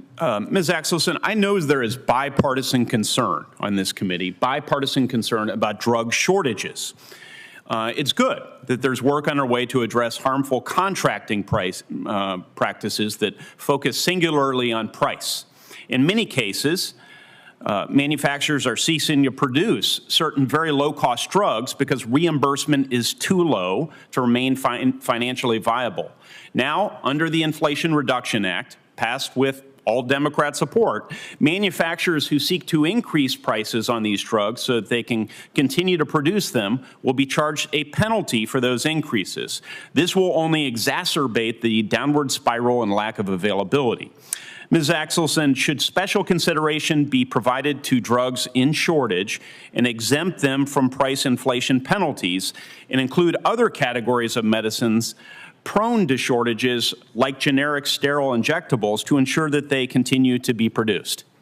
The price controls will create shortages. And I recently published a paper that shows that in Medicaid, even when other suppliers are entering the market, even if you were to enter at a lower price relative to other suppliers, you can't increase your price in the instance of a shortage or manufacturing costs going up without having that penalty. So the system is set up both because the price controls dissuade generic entry, but then also in the case of a shortage or if manufacturing costs go up, the system would still penalize people for those price increases. Thank you. Chairman? Thank my colleague. This has been a hectic morning in the Senate, and just a fact for Democrats and Republicans as we continue the debate. A couple of hours ago, Ms. Aiken brought us to the reality of what seniors have been up against in terms of their costs. She is spending thousands and thousands of dollars a year out of pocket for her arthritis medicine. And Ms. Aiken, a couple hours ago, testified that she is saving 2/3 of what she had been spending before on out-of-pocket costs. And she said, please don't throw this whole law in the garbage can. So we've got senators with busy days, and we're going to get everybody in. And I believe the next person in line after Senator Young is Senator Warren. Thank you very much, Mr. Chairman. And I'm going to recap here. You know that 2 years ago, President Biden and Democrats in Congress passed the Inflation Reduction Act without a single vote from Republicans. We capped the monthly insulin cost for seniors at $35. We limited annual out-of-pocket costs in Medicare to $2,000. We penalized drug companies that hike prices above inflation. And my personal favorite, we authorized Medicare to negotiate drug prices. Seniors are already feeling relief. Karen, one of my constituents in Southampton, Massachusetts, used to pay $150 every month for her insulin. She now pays $35. Over 300,000 Massachusetts residents are saving an average of $3,700 a year on premiums for their ACA coverage. And by next year, another 500,000 seniors in the Commonwealth will save $330 on average on prescription drugs. And the best part, all these savings are completely paid for by my 15% corporate tax on billionaire corporations. But not everyone is happy. 8 of the largest drug companies have sued the government in an effort to block Medicare from negotiating drug prices. Oh, the outrage. Professor Conti, you are an expert on the pharmaceutical industry. The industry claims that negotiating Medicare drug prices will harm pharmaceutical innovation and investment. Does your research bear that out? No, it does not. Stock price performance of affected companies is going up, not down. Merger and acquisition activity and VC spending in this space, 2 leading indicators of innovation continuing, are also up. R&D spending is up, and therefore we do not believe that this law is impacting innovation negatively. So in effect, what's happening is the exact opposite of what pharma is claiming in court. Rather than hurting innovation, the data you're citing suggests that an increase in pharmaceutical investment since the IRA's passage. Turns out that big pharma executives are telling their shareholders that same story. Take Bristol-Myers Squibb. Last year, the company made over $12 billion on its blockbuster blood thinner, Eliquis. Eliquis is one of the first 10 drugs selected for Medicare negotiation, which will slash its price by half for nearly 4 million seniors who use it. The company's CEO recently told investors that he was, quote, confident in the company's ability to navigate the impact of IRA on Eliquis. So, Professor Conti, you've come through your fair share of earnings calls. Thank you for taking that on. Is Bristol-Myers Squibb's view unusual compared with other big drug companies? No, it's paradigmatic of what companies are telling their shareholders and telling Wall Street, that the IRA is inducing them to look for opportunities for growth, for taking more risks, and for, frankly, putting more of their money to work to bring new products to market. Okay, so I just have to underscore this. This isn't about speculating what's going to happen. This is actually the guys who are on the front line. Now, I get it. They go into court and they say, oh, it's terrible. They play the violins. But the reality is when they're talking to their own investors, they say, we got this. Absolutely. And not only do we have this, we're actually investing more than we did before. Absolutely. And not only that, but they're also persisting in giving stock buybacks and also dividend payments to their shareholders, which means that this money can't be that meaningful to them, that they are changing their course wholesale. So I think it's time to get real on this.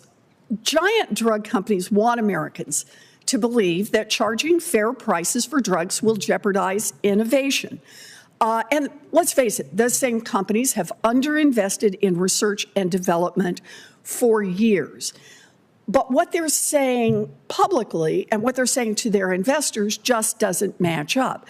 And with the IRA, Democrats have finally called Big Pharma's bluff and won big for the American people. The work is not finished. It's time for us to build on our success by expanding on these programs and ensuring that these protections cover all Americans. Thank you all for being here today. Really appreciate it. And thank you for holding this. Very important point, Senator Warren. Just one point, Dr. Conti, with respect to stock buybacks. Here on the Finance Committee, Senator Brown has led the effort for buyback reform, and I'm very pleased to be supportive of his work. Senator Whitehouse. Thanks, Chairman, and thanks for holding this hearing. There's a constituent of mine named Carmela Greer, who runs the Edward King House Senior Center in Rhode Island, which has, for years, conducted vaccine clinics. And before the IRA, they did 2 a year, and they'd maybe get 4 or 5 people coming in. Now they've had to add an extra one because she's getting 30 seniors coming in. If that anecdote is an example of increased vaccinations uptake in the wake of the IRA making recommended adult vaccines not subject to cost sharing. Could that be expected to have cost savings in the healthcare system? Do vaccines actually reduce healthcare cost from the prevented diseases? Dr. Conti? They absolutely do. And your constituency's experience is borne out by the 6 million seniors that have gotten RSV vaccines at no cost in the past year, and the additional millions of seniors who have received shingles vaccines in the past year as well. We know that prevention works.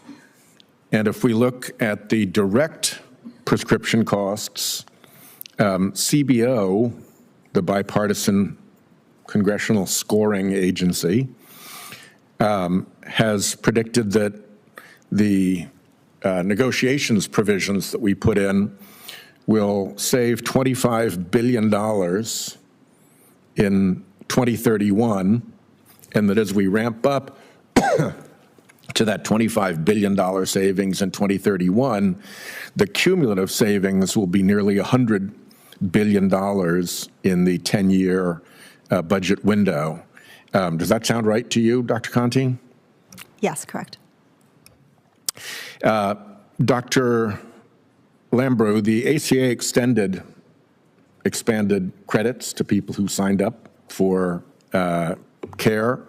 Those are set to expire in 2025. If we do not extend those, will there be a good outcome? No, there will not. What we do know is that 7 million people, according to both Congressional Budget Office and Urban Institute, will lose that marketplace coverage. 4 million people will become uninsured. And the National Association of Insurance Commissioners has pointed out, what does this mean? Younger people who are always trying to struggle, do I need health insurance or not, will drop out. That will make the costs for those who remain higher. Getting rid of these tax credits will actually hurt older people and sicker people who end up in those kind of brackets as well. And we know that states that have been using this fund to use reinsurance or other innovations to keep healthcare low will struggle. So it will be pretty devastating for the health insurance marketplaces. And again, don't believe me, insurance commissioners, there's a coalition that includes a wide range of organizations from the American Medical Association to American Cancer Society to the National Rural Health Association, because they know how important this is for the health of our health insurance. Rhode Island early on had two of the best performing accountable care organizations in the country. And I believe that transitioning away from fee-for-service to value-based payment systems creates enormous savings opportunities. The example I use comes from Neighborhood Health Plan in Rhode Island, which sent out social workers to look at their most frequent emergency room billers. And one of the social workers came back and said, you know, I think if we get this guy an air conditioner and a TV, we can help reduce our expense a lot. He seems to be going in a lot when he's hot and when he's lonely. So for a couple $100, they did that. You could never make air conditioners and televisions healthcare benefits, but when you free doctors and patients to decide together on what the best decisions are to be made for the patient, they can do that.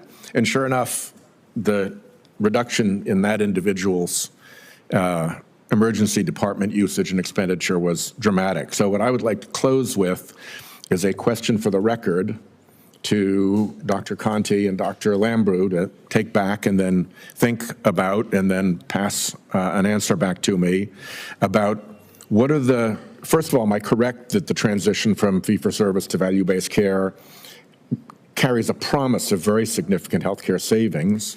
And second, if that's correct, what would be your best recommendations to take advantage of what we learned from those ACOs, which is happier patients, better outcomes, and lower costs? And with that, thank you very much, Mr. Chairman.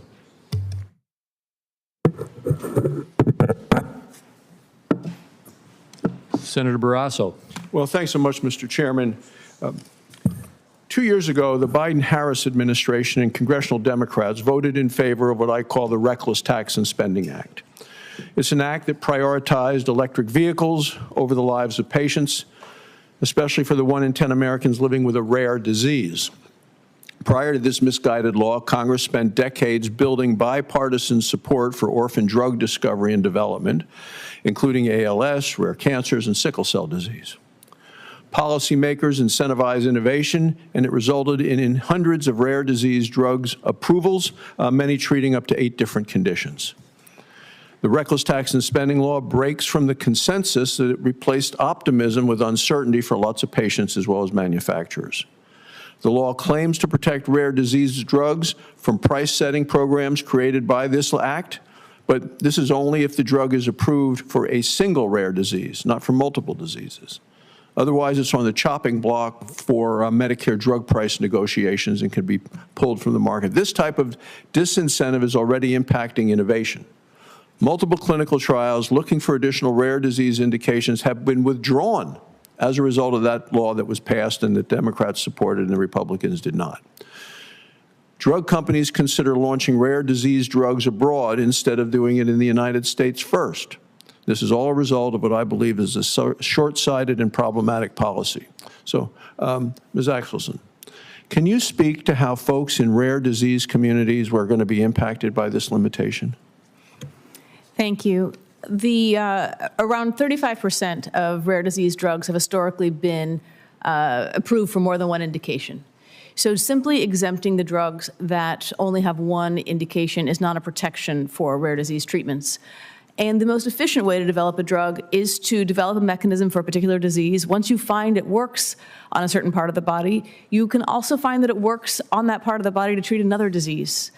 And that's how rare disease medicines can be a profitable endeavor, is by developing them for multiple rare diseases. They also tend to have very high price tags. And I appreciate that there is a cost and affordability concern. But this law does not root out the inefficient spending. This law roots out the drugs that are often very popular, very well needed, and have demonstrated benefit to patients. So simply exempting the drugs that have one single orphan indication is not enough to protect people with rare diseases. And then the impact hurts not just people in the United States, but I imagine around the world as well. The U.S. is the North Star for drug development. The U.S. is 40% of all revenues, more than 50% for rare diseases and orphan diseases. And as I mentioned earlier, the big companies will survive by shifting their investment away from things like rare diseases, particularly those that affect seniors and disabled people. The small biotech that has a drug in development for a rare condition in a senior population will not be able to sustain investment. Okay. Mr. Merkel, I have one for you, and let's talk about premium stabilization and the demonstrations going on there. You know, in July of this year, the Biden-Harris administration announced a nationwide voluntary Part D premium stabilization demonstration as part of their Medicare drug benefit redesign, is what they call it, claiming that they're lowering the cost of premiums for drug coverage for seniors. In reality, the redesign is an effort to hide this administration's failure in this area. An August 2024 editorial in the Wall Street Journal, which was titled, "Biden Does a Stealth Medicare Rewrite," describes this demonstration as a, quote, rewrite of the Inflation Reduction Act on the bureaucratic sly to stop a looming spike in Medicare premiums right before the election. The Biden-Harris administration chose to create a $5 billion program that essentially pays insurers to stabilize premiums instead of being honest and transparent about their own failures.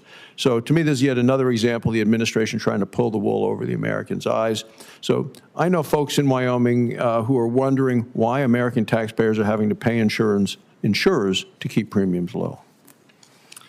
Yes, so the reason is that the Inflation Reduction Act took a previously bipartisan idea, which was to cap out-of-pocket costs for seniors. However, it modified it to push the costs onto both taxpayers and in a way that would spike beneficiary premiums. Now, the authors appreciated this, so they included a provision within IRA to try to artificially keep those premiums low. But even though that provision cost roughly $40 billion, that was not enough to prevent a premium spike. So now we have this Section 402 demonstration project, which isn't really a demonstration project. It is just paying insurance companies to keep premiums low, but it doesn't solve the underlying problem. It's temporary, and the bill's going to come due eventually. Thank you, Mr. Merkel. Thank you, Mr. Chairman. Thank you, Senator Cortez Masto. Thank you, Mr. Chairman. Before I get into the questions, I want to share some good news about how the IRA is actually helping Nevadans. Thanks to the IRA, 27,900 Nevadans now get approved vaccines for free under Medicare. Over 13,000 seniors in my state have their insulin costs capped at $35 a month. Nearly 100,000 Nevadans saw their ACA health premiums drop by hundreds of dollars each month in the year 2023. Plus, around 4,400 low-income Nevadans are now getting help to afford their prescription medications. Looking ahead, starting in 2025, the year 2025, more than 400,000 Nevadans with Medicare Part D will have their annual prescription drug costs capped at $2,000. This will be a big relief for over 11,500 Nevadans who face high drug costs and are expected to hit the new annual cap. And starting in the year 2026, Medicare will negotiate prices for certain high-cost drugs, which should lower costs for seniors and people with disabilities. That's more than 65,000 Nevadans will benefit from these negotiated prices. And Ms. Aiken, thank you for being here, because you have benefited from the IRA, correct? Absolutely. And Mr. Merkel, you would not want to take that benefit away from her, would you? Yes No, or no? there Thank are. you. So let me follow up here, because we've heard from you, but I would love to hear from Dr. Lambrew and Dr. Conti. You've heard this conversation about the IRA. Can you talk about how, listen, I think there are opportunities to always improve legislation, and I'm hoping my colleagues in a bipartisan way will actually want to improve to the benefit of women and men in our states, just like Dr. Aiken, and our children and kids and everybody who should be able to afford health care in this country, including prescription drugs. So you just heard a conversation with Mr. Barrasso, Senator Barrasso. Can you respond to that and talk about the challenges that you just heard from some of the panelists with the IRA, and is there ability to improve upon it, or is there more information that we need to know about the data before we take that next step of improvement? Maybe Dr. Conti, let me start with you. Thank you. There is evidence that there will be spillovers of direct patient benefit, lower costs, and more expanded use into the commercial insurance sector. But if we want to ensure that commercially insured working men, women, and children get access to the needed drugs they need, we should consider moving, guaranteeing those benefits, also benefit people who are commercially insured. The other thing that I want to just to make sure that everyone understands is about innovation incentives. There's actually no evidence of differential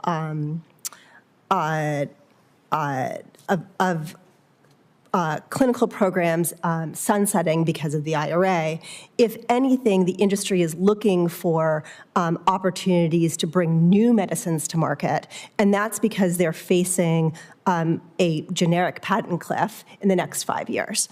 And in fact, what the IRA does is shifts incentives for companies to actually do parallel trials across many different indications to bring all of those products or all of those indications to market swifter for them to gain as much revenue as possible. That will have significant benefits to Americans. Why? Because they don't have to wait 10 years for a clinical study to be done to show that this drug works for them. Instead, these indications will happen sooner, and Americans will benefit because of that. Dr. Lambrew, anything else to add? Yeah, and I think there's an important difference in the Inflation Reduction Act between the drug parts of it and the health coverage parts of it, because in 6 months from now, all the insurance commissioners will be looking to see what do we do, because in 9 months from now, insurers may decide to raise their premiums because in a year from 15 months from now, these tax credits go away. Drug negotiation continues, it expands. the tax credits in the Inflation Reduction Act end in 15 months. What that means is that we will really need to look hard at how we engage Congress on preventing inaction from making this happen. And I would say, I know that there's been discussion of fraud. I know Chairman Wyden has a bill to tackle agents and brokers, those few who are fraudulently preying upon middle-income people, signing them up when they didn't mean to be signed up. We should target fraud, period, full stop. But getting rid of these tax credits, which have helped 20 million people afford coverage and led to record low uninsured rates in this country, seems like a step in the wrong direction. Thank you. And I know my time is up, but at the end of the day, the goal here is to make sure that everyone in this country has access to affordable health care when they need it, and they shouldn't be priced out of it.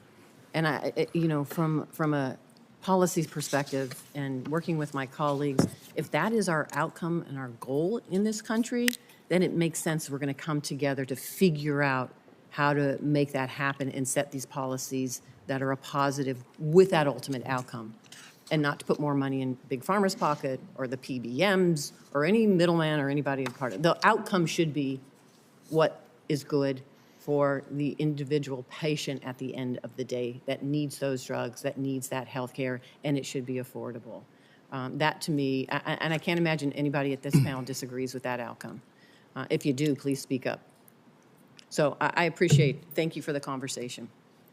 Thank you. Senator Daines. Ranking Member Crapo, thank you. The Democrats' reckless Inflation Reduction Act made swift and very sweeping changes to critical aspects of the Medicare prescription drug program. And frankly, it seriously altered how prescription drugs are made accessible to America's seniors. As these changes are now beginning to take effect, including the Medicare drug price negotiations and the Part D benefit redesign, the negligence and haste of the IRA policies are on full display. In fact, last month, the Wall Street Journal reported on significant reductions in investment in research and development to find the next round of cutting-edge drugs to save lives by the pharmaceutical industry due to the IRA. In fact, in August, CMS published the list of the first 10 drugs selected for the IRA's Medicare price-setting program. The companies affected by the program, which is far from a true negotiation process, have clearly communicated that the IRA price-setting program will limit the ability to discover and develop new and innovative medicines. It will ultimately be average Americans who suffer the most as a result of the IRA and this crushing impact on innovation and investment in research and development.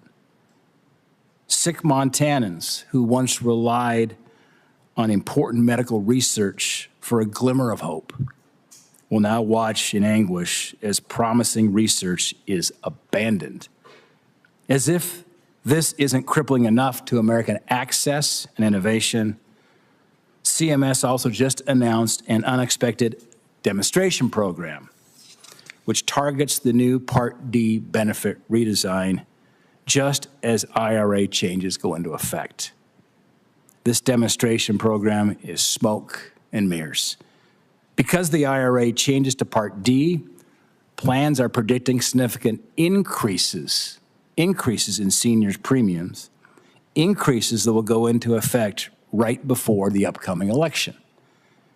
To hide these catastrophic effects, the Biden administration is scrambling and creating a temporary taxpayer-funded $73 billion subsidy program to artificially lower premiums so that Democrats can escape the optics and responsibility of raising Medicare premiums on seniors in a critical election year.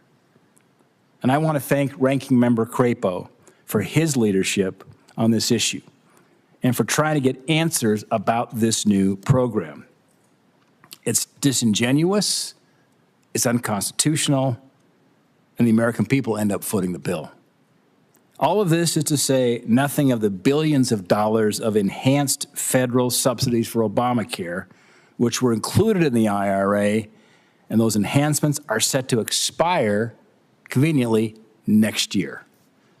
In short, the IRA was a disastrous piece of legislation, and we are now seeing the damage play out. Milton Friedman famously warned that there is nothing so permanent as a temporary government program. And we're seeing this is exactly the case with the Democrats' plan to make permanent the IRA's temporary increases to the Obamacare premium tax credit. The Congressional Budget Office estimates that making this policy permanent would increase Obamacare spending by $415 billion. Mr. Merkel, you mentioned in your testimony how the enhanced premium tax credit does nothing to actually lower the cost of insurance, nor does it reverse the deteriorating value of ACA plans. Might you elaborate on this dynamic? Sure. Thank you very much for the question. You know, people stopped purchasing ACA plans with their own money without a government subsidy quite some time ago. Paragon's report, if you read it, you understand why. Premiums are up, networks are narrower, cost sharing is higher, and the IRA just effectively tries to paper over these concerns with more and more money for insurance companies.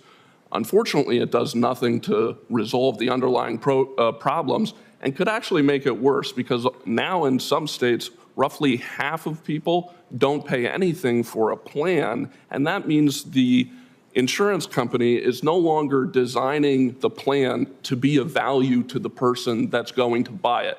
They're just designing a plan to comply with government regulations. I anticipate, as we have already seen since the IRA passed, that plan quality decline, that will likely continue. I see I'm out of time, Mr. Chairman. Ms. Axelsen, I've got a question for you, but I'm out of time. Maybe I'll submit a QFR for your response written. Thank you. Thank you, Senator Dane. Senator Blackburn. And thank you, Mr. Chairman, and thank you all for being here. We've had so many questions come to us about Medicare Part D, looking at increased premiums, and then also the IRA with their approach to the premium tax credit. And we're hearing about this from providers. We've got questions that are coming from seniors because they've seen their choices diminish and their premiums increase. And to them, that's backward. They want more choices and more options. So, Mr. Merkel, the taxpayer cost associated with both the Part D premium stabilization efforts and the expansion of the PTC, how do you see these policies affecting that long-term affordability, that long-term access that seniors are now beginning to question? Yeah, thank you very much for the question. I think both of them are sort of part of a disturbing trend, which is we don't like the underlying value of the product. For ACA, it's narrow networks, it's high cost sharing, it's high premiums. And for Part D, it's a premium spike and plan choices dwindling. And the immediate response is just to throw more taxpayer money at it. And unfortunately, that's not a long-term solution, and it's quite expensive for the taxpayer. Ms. Axelsen, I'd like to come to you because the IRA's price controls are problematic, and there are 21 drugs and 36 research programs that have been halted due to the IRA. And what we are seeing from some of the forecast in the future is suggesting 188 fewer small molecule treatments in the next 20 years. So what action should we take to ensure that we continue with innovation? If we feel that federal price controls are necessary, they should not be implemented until 13 years at a minimum after the drug is approved. This differentiation between small and large molecules is based in no evidence, and it discourages the most efficient type of drug development that is necessary. And what about biosimilars?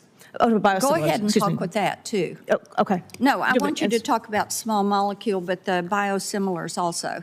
By pushing the prices of a drug down towards the end of the life cycle with a price control, the government is discouraging the launch of biosimilars and generics. Biosimilars and generics enter a market because they make money right when the drug is going off patent because of the price difference between the brand and the generic. Same thing with biosimilars. The biosimilars market is in development. By putting in a price control, the federal government is discouraging the most cost-effective mechanism we have in healthcare, which is the entry of generic and biosimilars. And, you know, this is something that we are looking at in the committee. We have some PBM reforms that we've already advanced out of committee, and we know that these changes would increase the biosimilar uptake and would lower cost for patients. So when we look at these price controls, when we look at the IRA's impact, when you take into consideration these small molecule drugs are vital for treating things like Alzheimer's and some cancers that are there. We know that the IRA's accelerated price setting is something that would dampen access, would hamper access to that market, and we're quite concerned about that. Thank you, Mr. Chairman. I thank my colleague, Senator Carper. Thanks so much, Mr. Chairman. Well, welcome, everybody. You're probably wondering why we're coming and going like this. It's a lot going on the Senate steps, and so thank you for bearing with us. Mr. Chairman, the last Congress made significant advancements, as we know, in lowering the cost of prescription drugs for seniors. And thanks in large part to the Inflation Reduction Act, which a number of us supported. The achievements of the IRA have been thoroughly discussed today and before today, and they'll be discussed again after today. And for right now, I think they bear repeating. Thanks to the work of this committee on this landmark legislation, seniors will receive recommended vaccinations for diseases like shingles, like the flu, at no cost. Seniors will not be asked to pay more than $35 a month for insulin, and they will not be asked to spend more than $2,000 annually on out-of-pocket costs for prescription drugs. For the first time ever, Medicare is also now able to negotiate directly with drug manufacturers, not unlike I'm a last Vietnam veteran serving in the United States Senate, but I have a great interest in veterans issues, but the Veterans Administration has had this authority already for a long time. And then we just want the Department of Health and Human Services to have it as well. These negotiated lower prices mean that Medicare saves money and that our seniors will pay less for their medications. In the Delaware, where I come from, we call that a win-win situation. The Inflation Reduction Act is now projected to save residents of Delaware some $28 million on prescription drugs next year in 2025. Let me just say it again, $28 million. For us, that's a lot of money. Over 63,400 Delaware residents are already seeing decreased costs for their prescription drugs.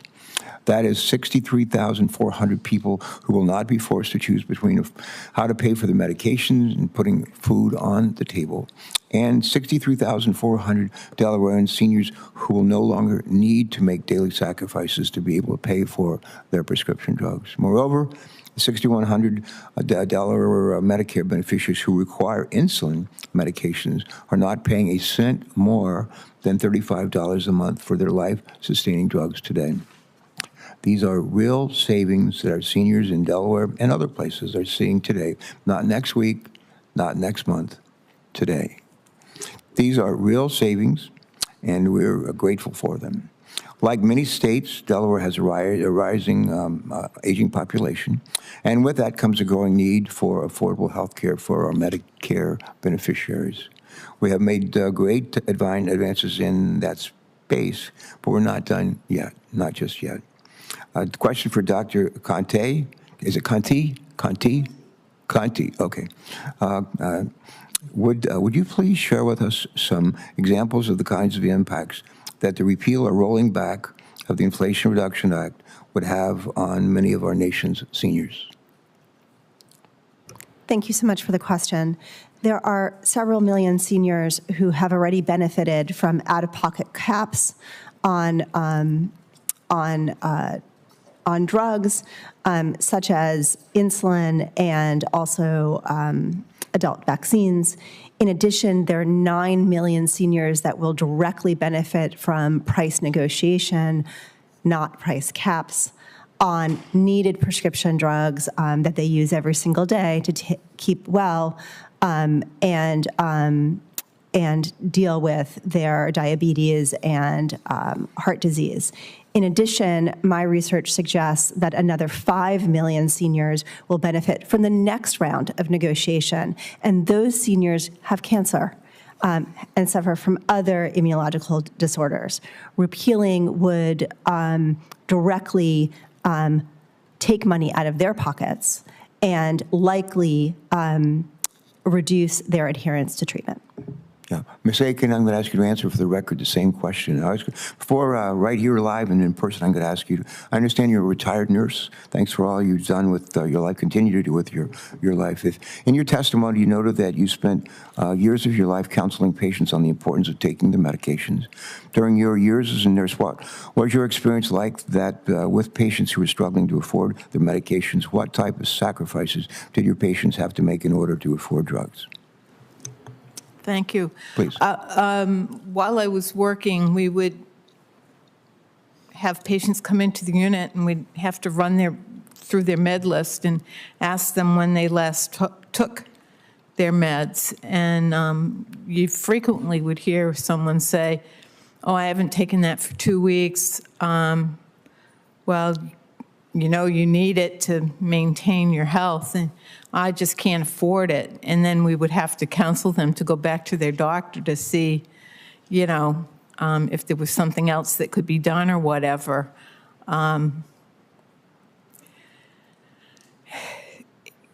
They wouldn't necessarily give you a answer other than that. I know in my own case, you know, if we had a month where our financial obligations were a little more than other months, I might skip a dose of my Lambrew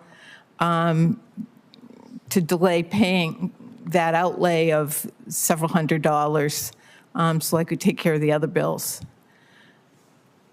All right, thank you.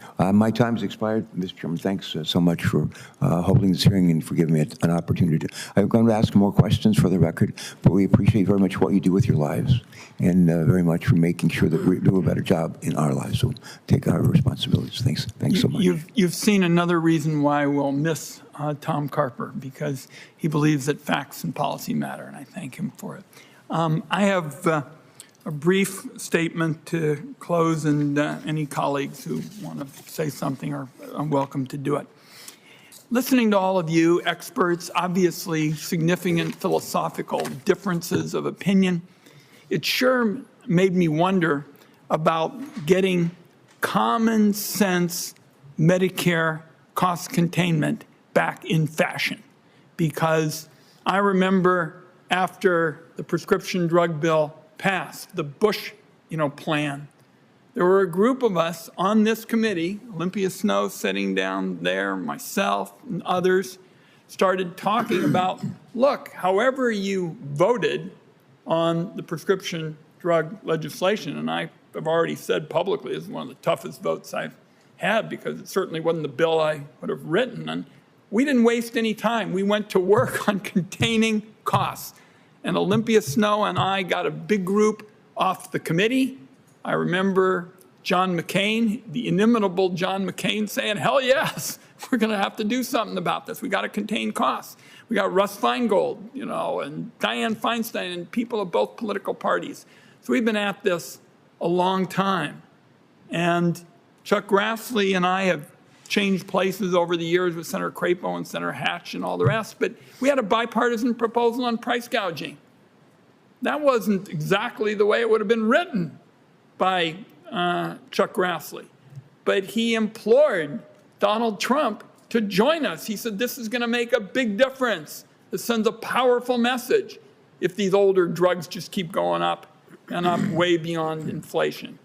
So I want to do everything I can to get back to it, and I've made some suggestions today about how we can build on some of the good ideas. For example, because when government does something, people in the private sector are automatically going to get questions from people. Why can't I have that similar sort of thing? And I think we're going to look at the 4 areas, that we talked about, not just, price gouging, but, the tax credit issue, out-of-pocket expenses, vaccines, and the $35 cap.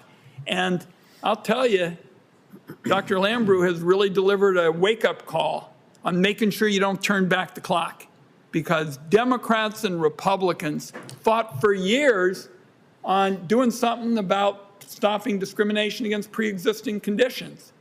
And I'm probably showing my age a little bit, but I remember when the late John Chafee approached me shortly after I came to the Senate. He said, we've got to do something about it, and we have. But Dr. Lambrew made a very eloquent presentation on how if you split up these risk pools, the way J.D. Vance is talking about, you could hurt a lot of people. And you could be going back to the days of discriminating against people with pre-existing conditions. So there's a lot to do here, and I think that there have been 2 choices presented today on American health care. One of them was represented by Donald Trump in the debate when he said he's got some concepts. After all these years, concepts of a plan, and we talked about specific areas that are making a difference. I mean, what's going to resonate with me, Ms. Aiken, I was director of the Great Panthers for a lot of years, and I listened to all these numbers get thrown around. Nobody could keep track of everything. Is you said you're spending thousands and thousands of dollars every year on your arthritis, medicine. And because of what we did in terms of the catastrophic, expenses, you're saving 2/3 of us, not in 2030 or 2035 or some pipe dream long years from now. You said you're getting it now, and we got to keep it, and we got to build on it, which is what you said in something resembling plain, simple, non-healthcare babble discussion, and I appreciate it. So for all of you, you're going to get some additional questions. My colleagues know that we have a time requirement where they've got to be in quickly, but we'll put this discussion in the to-be-continued department, and for people who had questions on some of the matters next, I'm going to do everything I can to get PBM cost containment on medicine. It's good for seniors, good for taxpayers, up in the lame duck session. This committee has shown a lot of support for it, and a very significant proposal that got virtually a unanimous vote. And we're going to do everything we can to get back to some kind of common sense principles with respect to cost containment. With that, the committee is adjourned.